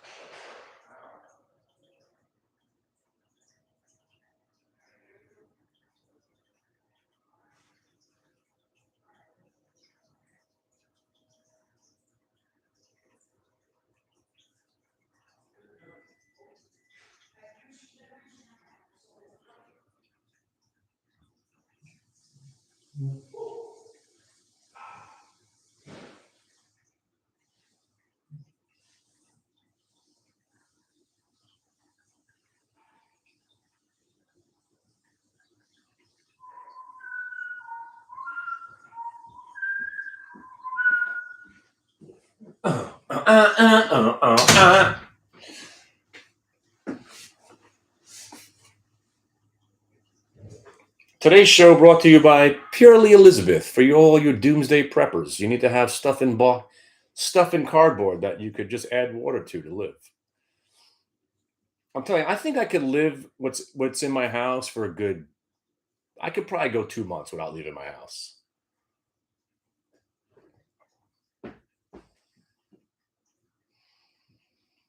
That's why I bought my truck, four-wheel drive Ram.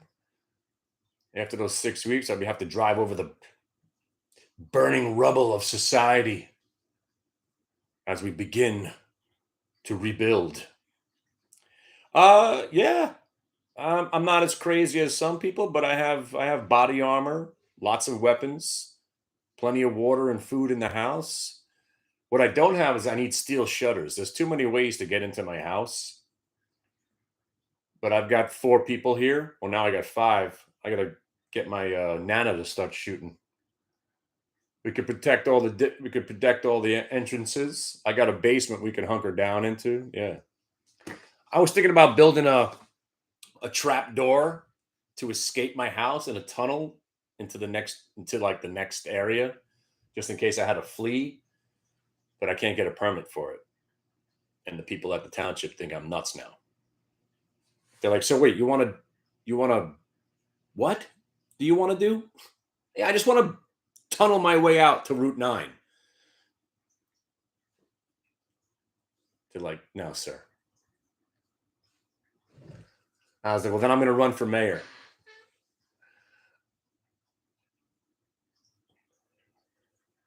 Exactly. Oh, and the tunnel. I want to have an escape route. I want to build a tunnel from my basement just so I can go escape to the next yard if I had to flee.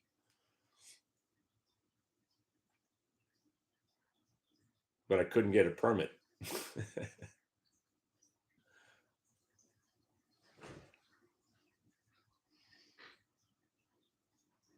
Speaking of permits, next year I'm getting rid of this hot tub. Anybody want a hot tub?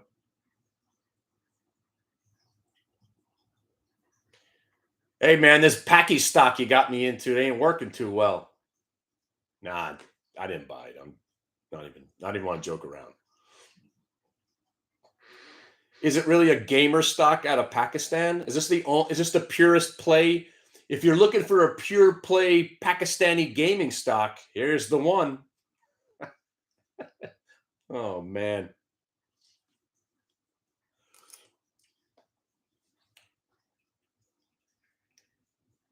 So what's up? What are you guys doing? You guys make some money today? Is this thing still working? You still hanging out? You know, this thing goes off and on like every 5 minutes. Raging Bullers, you still hanging out with us or what? You tell your kids about me yet? If you're making money and your wife's pregnant, we're running out of Kenny's. Name your kid after me.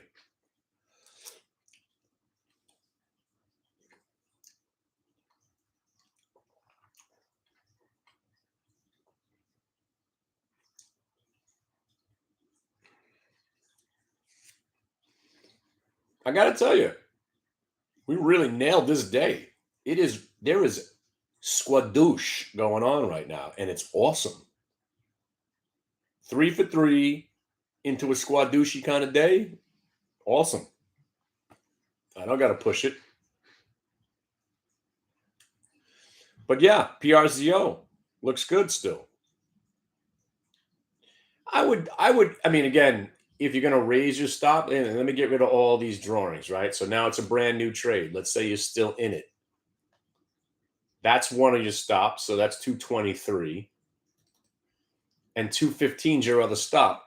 And that's it. So you're looking for the 248 now. And you're in limbo. So I wouldn't do anything unless it broke those two levels, the VWAP and the upper 220, whatever it was, 223, and hang in there. Now, let me tell you all the scenarios that could happen, right? Now, and this is why this industry is, again, full of shit. Let me explain what's going to happen. So, when this stock, an hour from now, there's going to be a seller that shows up out of nowhere, and the thing's going to get smoked, and it's going to go all the way back down to 181. All right, let's factor that in. From 235 to 181 is pretty much a disaster percentage-wise, right? But tonight, when you get emails about how some Discord room tipped you off on PRZO, they're just going to say that they bought it. They bought it at, 140, and they sold it at whatever the high print of the day is. They don't factor in that it did this and chopped around and got people out. No, they held the whole time because the internet never loses on trades. But in reality, let's say it does get smoked all the way back down to 181 at some point today. And you're waiting there, possibly like me, to buy it again. And it starts to rally back above 191. Buy it at 191 and use the 181 as your out, re-identifying risk. But for now, you're just living in the moment and you're long because there's nothing telling you to sell this stock until there is. And that's how you trade. And that's why boring is fine. Boring is fine. Boring's not a reason to sell.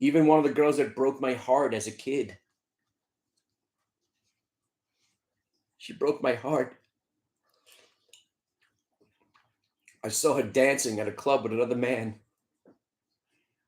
And she said they were just friends. You know how that goes. You got what I need. Oh, wait. This other guy that knows what he's doing. He's buying APLD. Are you in it already? Because if I know you, you're already in it at $5. APLD. Ooh. I hope you're in at 5 already, but I see what you like about it. You got a consolidation. You just broke above it. Now you're battling with the Vwap and prior day Vwap. That could be exciting. Not as exciting as my PRZO if it gets over that 285, Holmes. Oh, they'll be wishing their mothers never met their fathers when they slam the bombs out of the call reef, boy. What? They'll be wishing their mothers never met their fathers if they're short this PRZO when it breaks 285. I'll tell you what. Why? What's Discord? What's so special about it? You think I'm going to let you guys talk over me? I heard you could have open mic. Nobody's talking over me. I'm the king.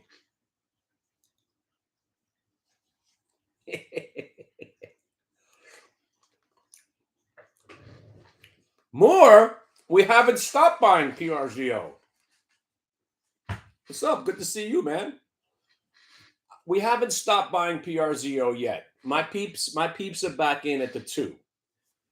Some people just bought it at 248. So that's our new entries, 248. It breaks 285, you got 313. 313 could get you $4 on this thing. And I'm telling you, home slices, if it's above 313 in the aftermarket, you're going to $5. Sorry, 415. If this stock's over 415 later tonight, which is what happens when you have these 100% gain low float stocks with 200 million shares on them, once the market closes and there's a little bit less liquidity and you get a volume burst continuing in the aftermarket, that's when you get ridiculous moves. Like, even though this thing's up 137%, you'll see it tack on another 100%. And that's why we're sticking with it. There's no reason not to be in it this whole time. It never broke down since the new entry.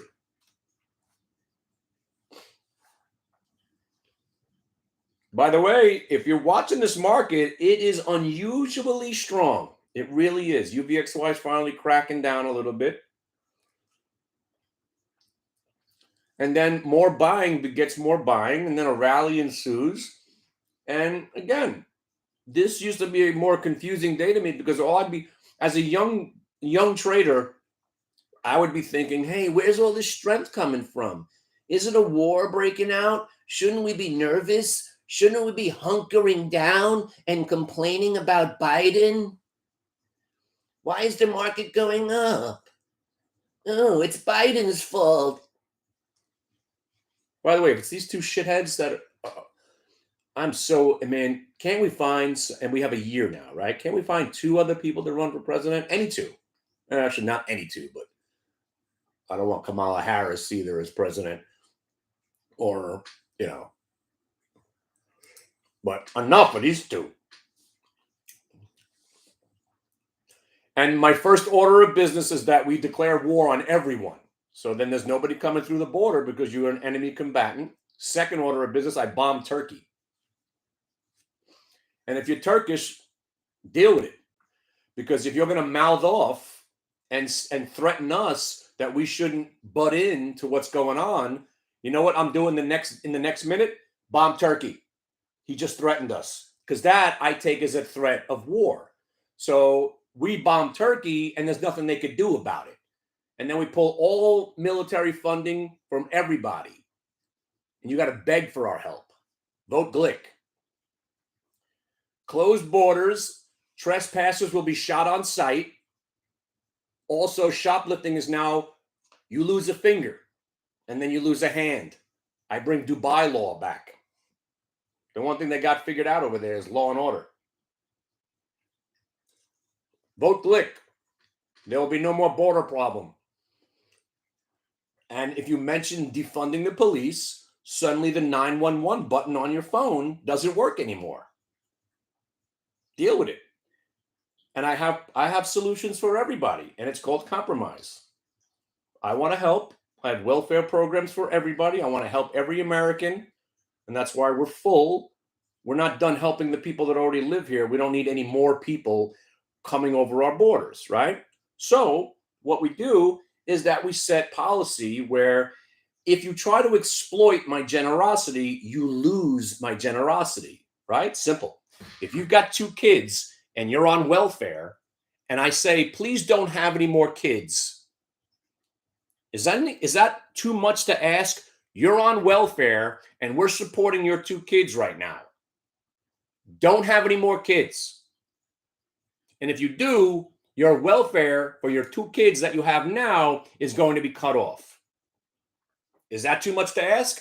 Oh, that's so hard. Oh, that's so wrong. You can't. Yes, I can tell people to do that because remember, I'm generous and loving at first. But if you cross me, you pay. Because my rules are sound and just. And if you cross me or disobey, you get cut off. It's very simple. Oh, that sounds like a monarchy. It sounds like you're a dictator. It's borderline dictator, but I've got shit that'll work. It's called compromise. Peace, love, and understanding at first. Death and vengeance if you disobey.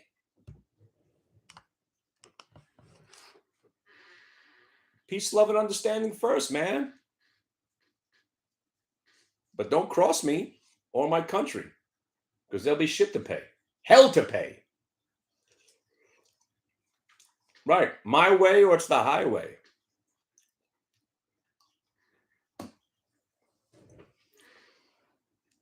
I can keep going because it's real. The only reason I'm probably not going to run for president is because my wife doesn't want to be bothered. And I can't personally take misinformed criticism. Right? There are people out there that wouldn't trust me because I'm bald. Baldism. It's a thing.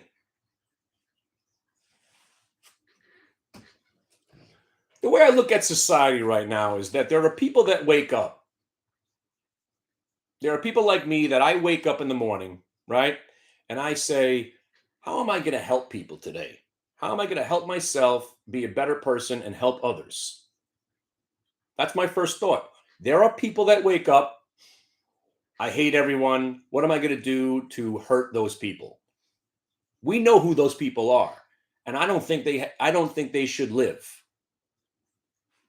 Is that harsh? If your first instinct is to hurt others, you don't deserve to be in my society. Go start your own other country with a bunch of rapists and psychopaths. Go away. That's why I think we take Puerto Rico. We bring all the good people here, and we use Puerto Rico as our new Australia, and we send all the psychopaths and rapists. And by the way, if you're a rapist in my country, it's a death sentence. Rape, in my opinion, rape is worse than murder. And if you get raped, I believe that you should have your nuts ripped off and bleed to death while the family looks at it while it's happening. And it's still not enough. The greatest line ever from Equalizer 2 is when Denzel looks at those guys and he says, my only regret is that I'm going to get to kill you only once. That's hardcore. That's hardcore. My only regret is I only get to kill you once. There are people that do not deserve to live. Let's pick sides once and for all. Maybe it does take a world war, but there's evil out there. We know what it looks like. And I will also repeal and replace Obamacare. I will lock whoever you need to be locked up. I will build a wall. It'll be a virtual wall. So everything you liked about Trump without being a racist, rapist, retard. How about that? Vote Glick.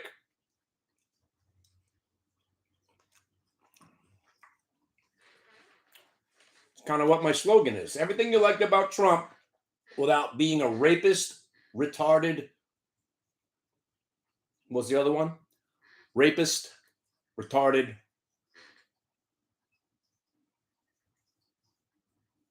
racist. There you go. I am racist also, my friend. I'm racist to people that hate. It's okay to hate. And that's why I was banned from Facebook. I used to post anti-Nazi propaganda. And they told me that it's hate speech. I was like, excuse me.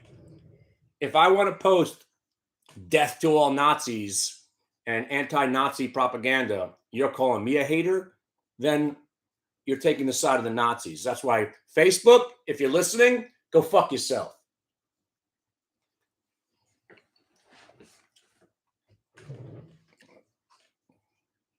You can hate on hate. I think we all can agree. Because Nazis have no rights.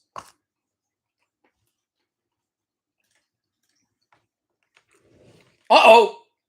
What are we doing? Putting trades on? What are we doing? You guys long the queues? Are you guys looking at UVXY? Look at this. We're getting a second leg here, people. It took some time, but it's starting, right? UVXY breaking the 1720. And if you don't know this yet, let me tell you a secret about UVXY. You ready for this, SEC? You ready for this, FINRA? I guarantee UVXY will go down. That's right. I said it. I used the G word. Yeah, come for me. I guarantee you UVXY goes down. You want to know why?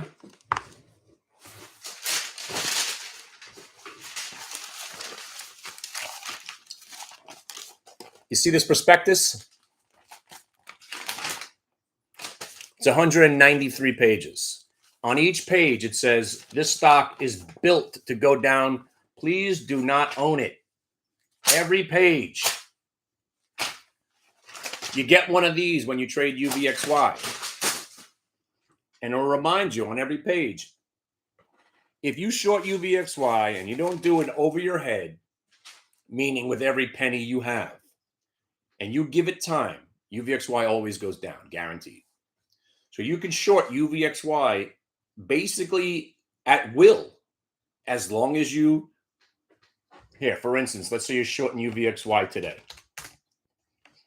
And let's say it starts ripping against you and you're down to your last dollar. You're going to be freaking out. But if you short a little bit and it goes against you and you can afford to short more and wait it out, it inevitably goes down. So even though the market has become more volatile than ever, look what's happened.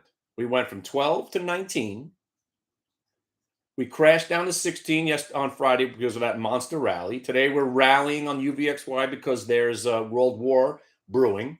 And yet we're not even over any of the recent highs. You would think we'd be exploding with UVXY upside today because of the extreme volatility that's at stake. And none of that's happening. That also tells you that this market's healthier than you think. It's also telling you that the market sort of doesn't care about World War III because it doesn't care about anything.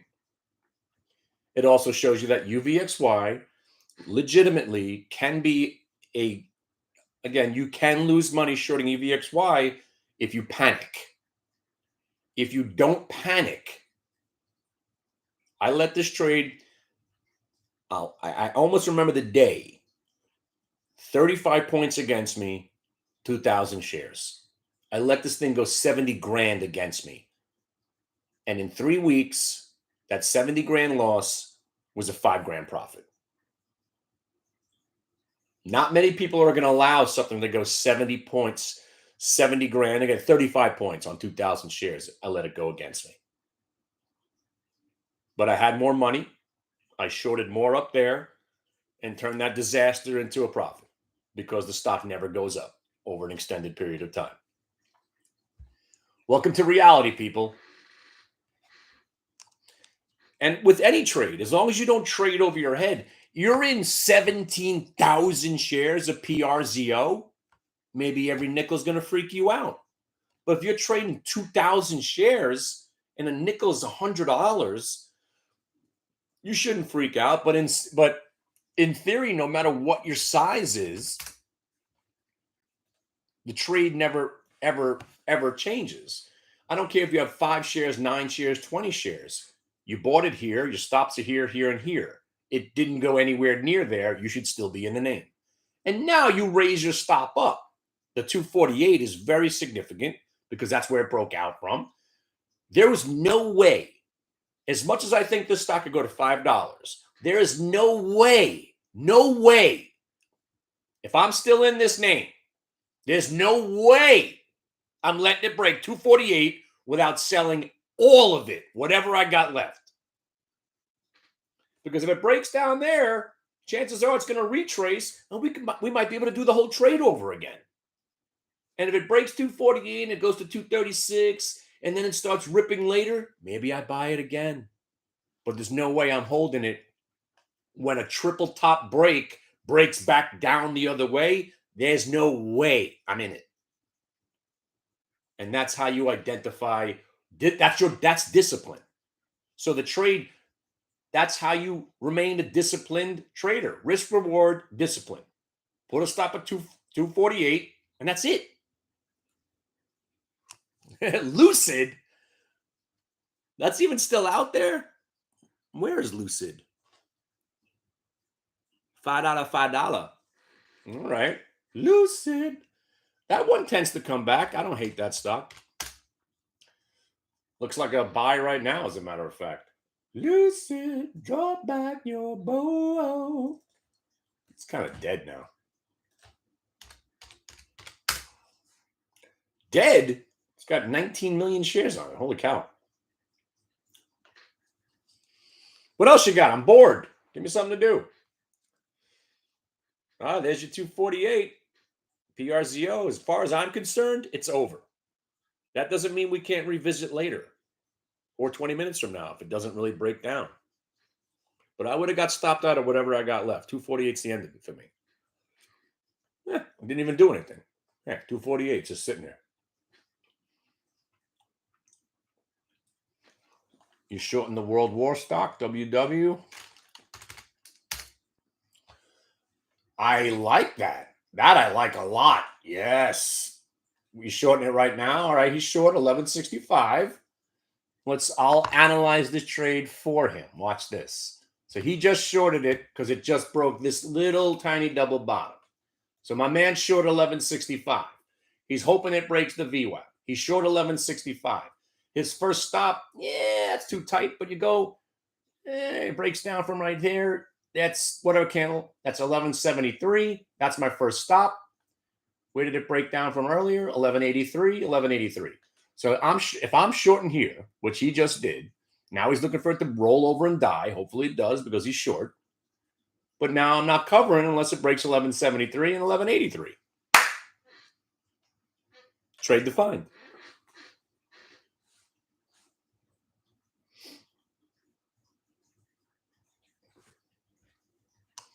By the way, Affirm, you got to be trading this stock on a daily basis. Pays so well. CDLX, another one, pretty damn good. ENVX, my friends, ENVX under 10 has paid us now 9 times in the last 3 or 4 days. ENVX under 10 has been pretty good. Obviously, HE, not bad. It just doesn't have that same enthusiasm. And the first thing I said this morning was if anybody was in the rig, sell. Right? We bought the Josh Brown exit. When he announced he was selling it, I bought more. And then it went down on the 750.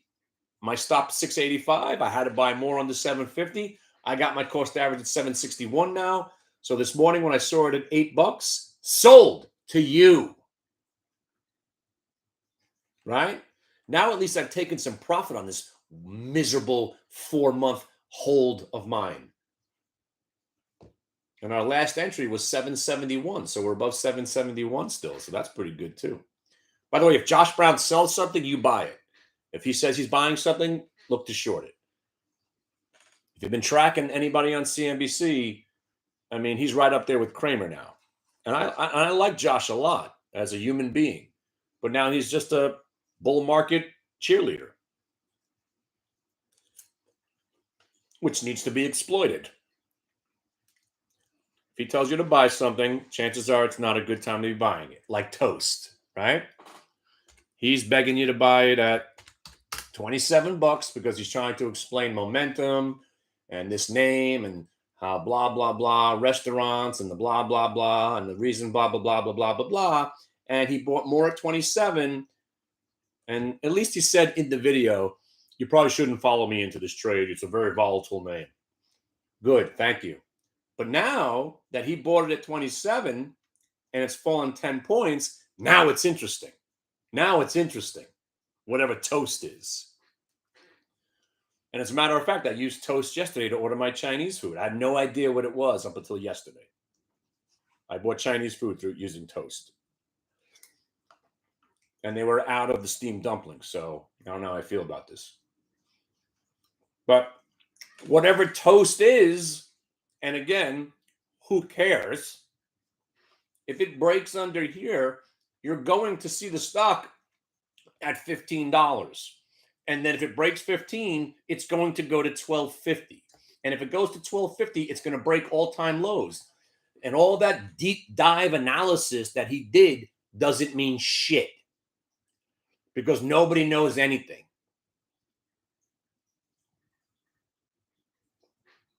But what you do know is UVXY is going down right now, and the Dow is green, and the Qs are only down $1, and people are buying stocks.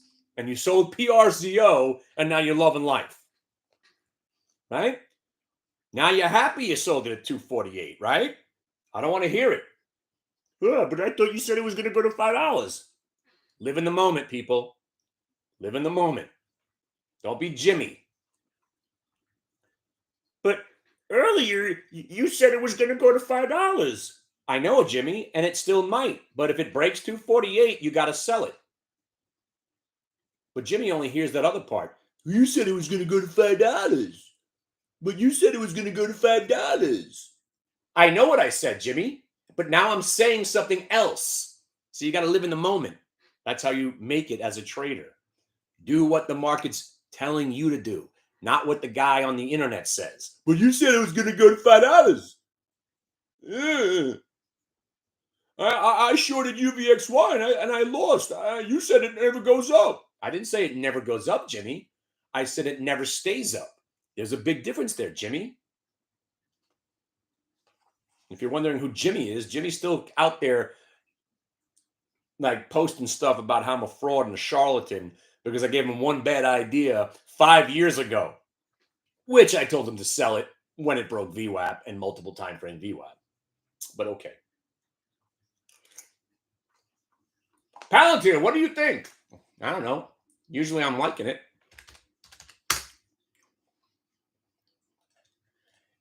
Put it this way, it's only one of the stocks that I own. It's one of 3 stocks that I own. Do you think I like it? I hate every freaking stock except Rig, Palantir, and you should know by now what's my 3rd stock. Because if you own it, we're still up on it. What's the other stock? Come on. So you want to be my latex salesman? Come on. What's the only other stock I own? There you go. Two Shot knows what's up. Rambus, damn it.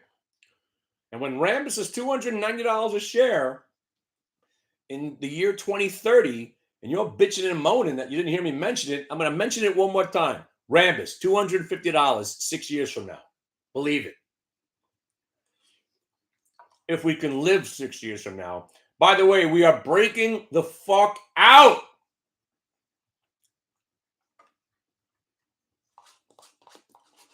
UVXY doing its job.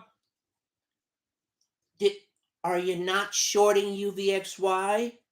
After I basically guaranteed it would go down. I know I'm prohibited by law to guarantee any trade's going to work.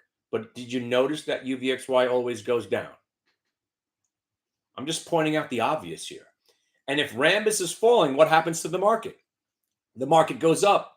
So are these things happening right now, right before your very eyes? Did you buy Palantir at 1720? Are you doing anything for the love of God? For the love of God, would you please buy something? Look at the cues. While we're sitting here, they're up 220. UVXY broke 1720. What's been happening since? Would you please? For the love of God, stop the goddamn hammering. Do I look nervous to you?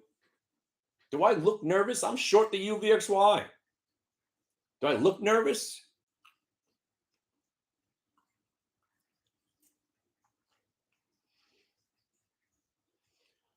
How could you're shorting volatility with all this uncertainty out there? Yes. Yes, I am.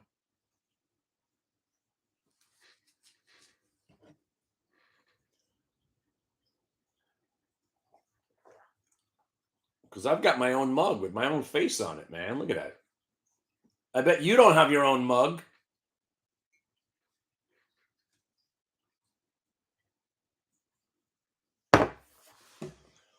All right, so now is a good time to at 12:22. Let's play Can You Work For Me? If you shorted UVXY today at some point and you made money, you get a brownie point. If you traded Palantir at least once, you get a brownie point. If you traded PRZO at least once, brownie point. Now, if you didn't trade PLTR long this morning, as it was the one trade that we came in enthusiastically looking to buy, and it broke VWAP and that range, this is your resume right here.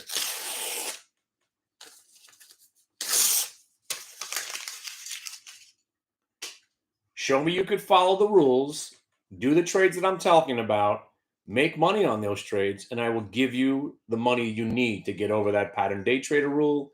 I will give you the money that you so think you need. But if I hear about any other trades, like, what do you think? I bought Bank of America, January leaps. What do you think? I think you're fired. Do my trades. They work. That's all I'm asking. So while I'm sitting here talking about guns and Patriot fuel and running for president, you're managing my money and we're all living happily ever after. Or this.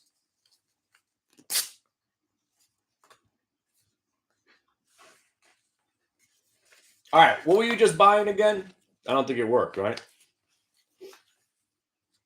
This GPAC IPO. Yeah, that was a rocker. That's what you get.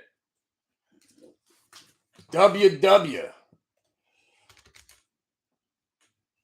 All right. Just still you're waiting it out. Waiting for it.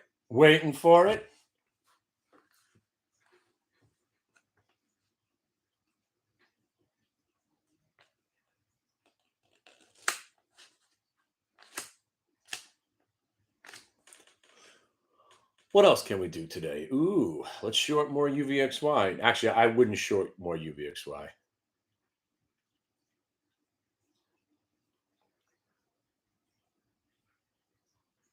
See, I'm up 50% now. I shorted these things at 26 cents, and now they're at 11 cents. I could cover them right now instead of waiting 4 days.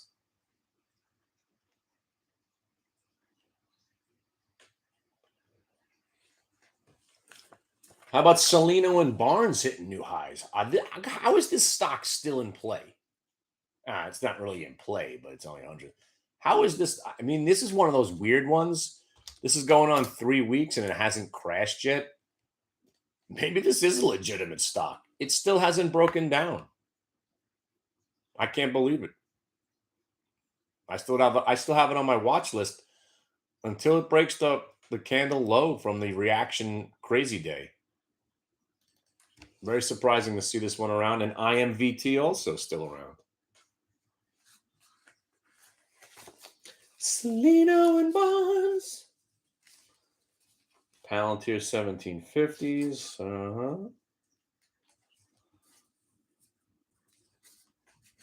don't know. I'm happy sitting it out. By the way, who gave me GPCR? I put the one on my watch. I put that one in the scanner a couple of days ago. It's up 11 points. What is this? I haven't traded it, but somebody gave this one to me to watch a couple of days ago. And damn.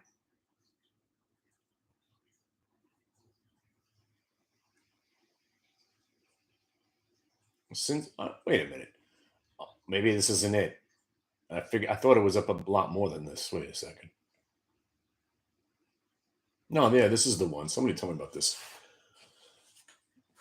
It's holding the gap, this big power gap. So I don't know what it is, but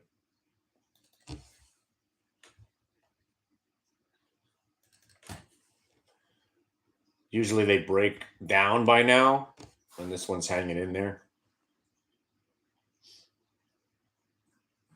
What else is going on? You got anything else new and exciting? What up, Marty? U.S. Steel. I haven't looked at that stock in a year and a half. Just looking at U.S. Steel, I lose money. Hate it. I legitimately hate that stuff. Yeah. Every time I buy, I lose money on it. I've given up.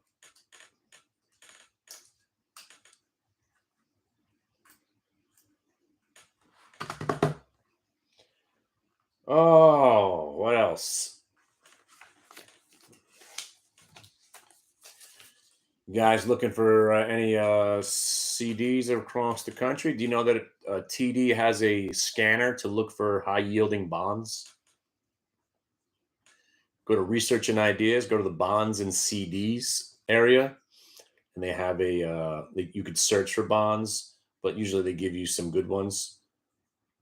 There are still now, there's some 1 months out there for 5.5, but most of it's 5.4 for 3 months, which isn't bad.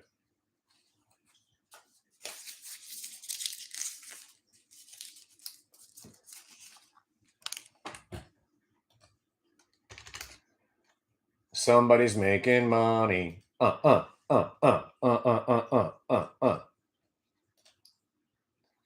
right, now if it was me, I haven't even. I mean, I like an eighth of a point. I'd be sitting here to cover, waiting for 1150 to cover some, but and then if it breaks 1150, then you got it's a big area right there, right underneath there. Tops and bottoms meeting over there, 1143. By the way, look what PRZO's doing. Little shake and bake under the 248. Never really broke down. I got a sneaky suspicion we'll be trading this one again in the 3s and the 4s and the 5s.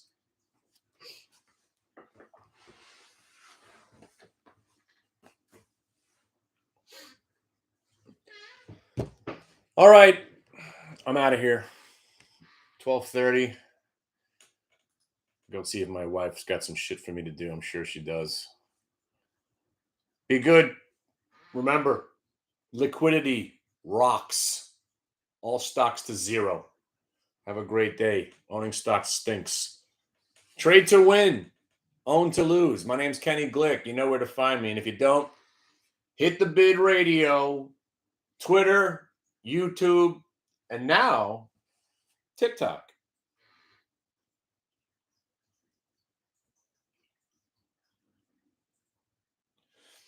And you could watch my where's that video? I got to take it down again.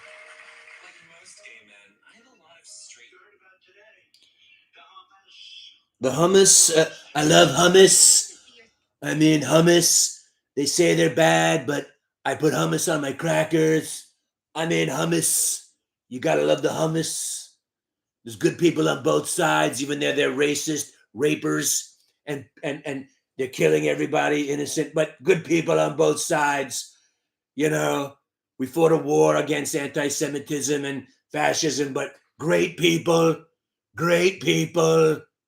I don't want to lose my base. Fuck out of here. See ya.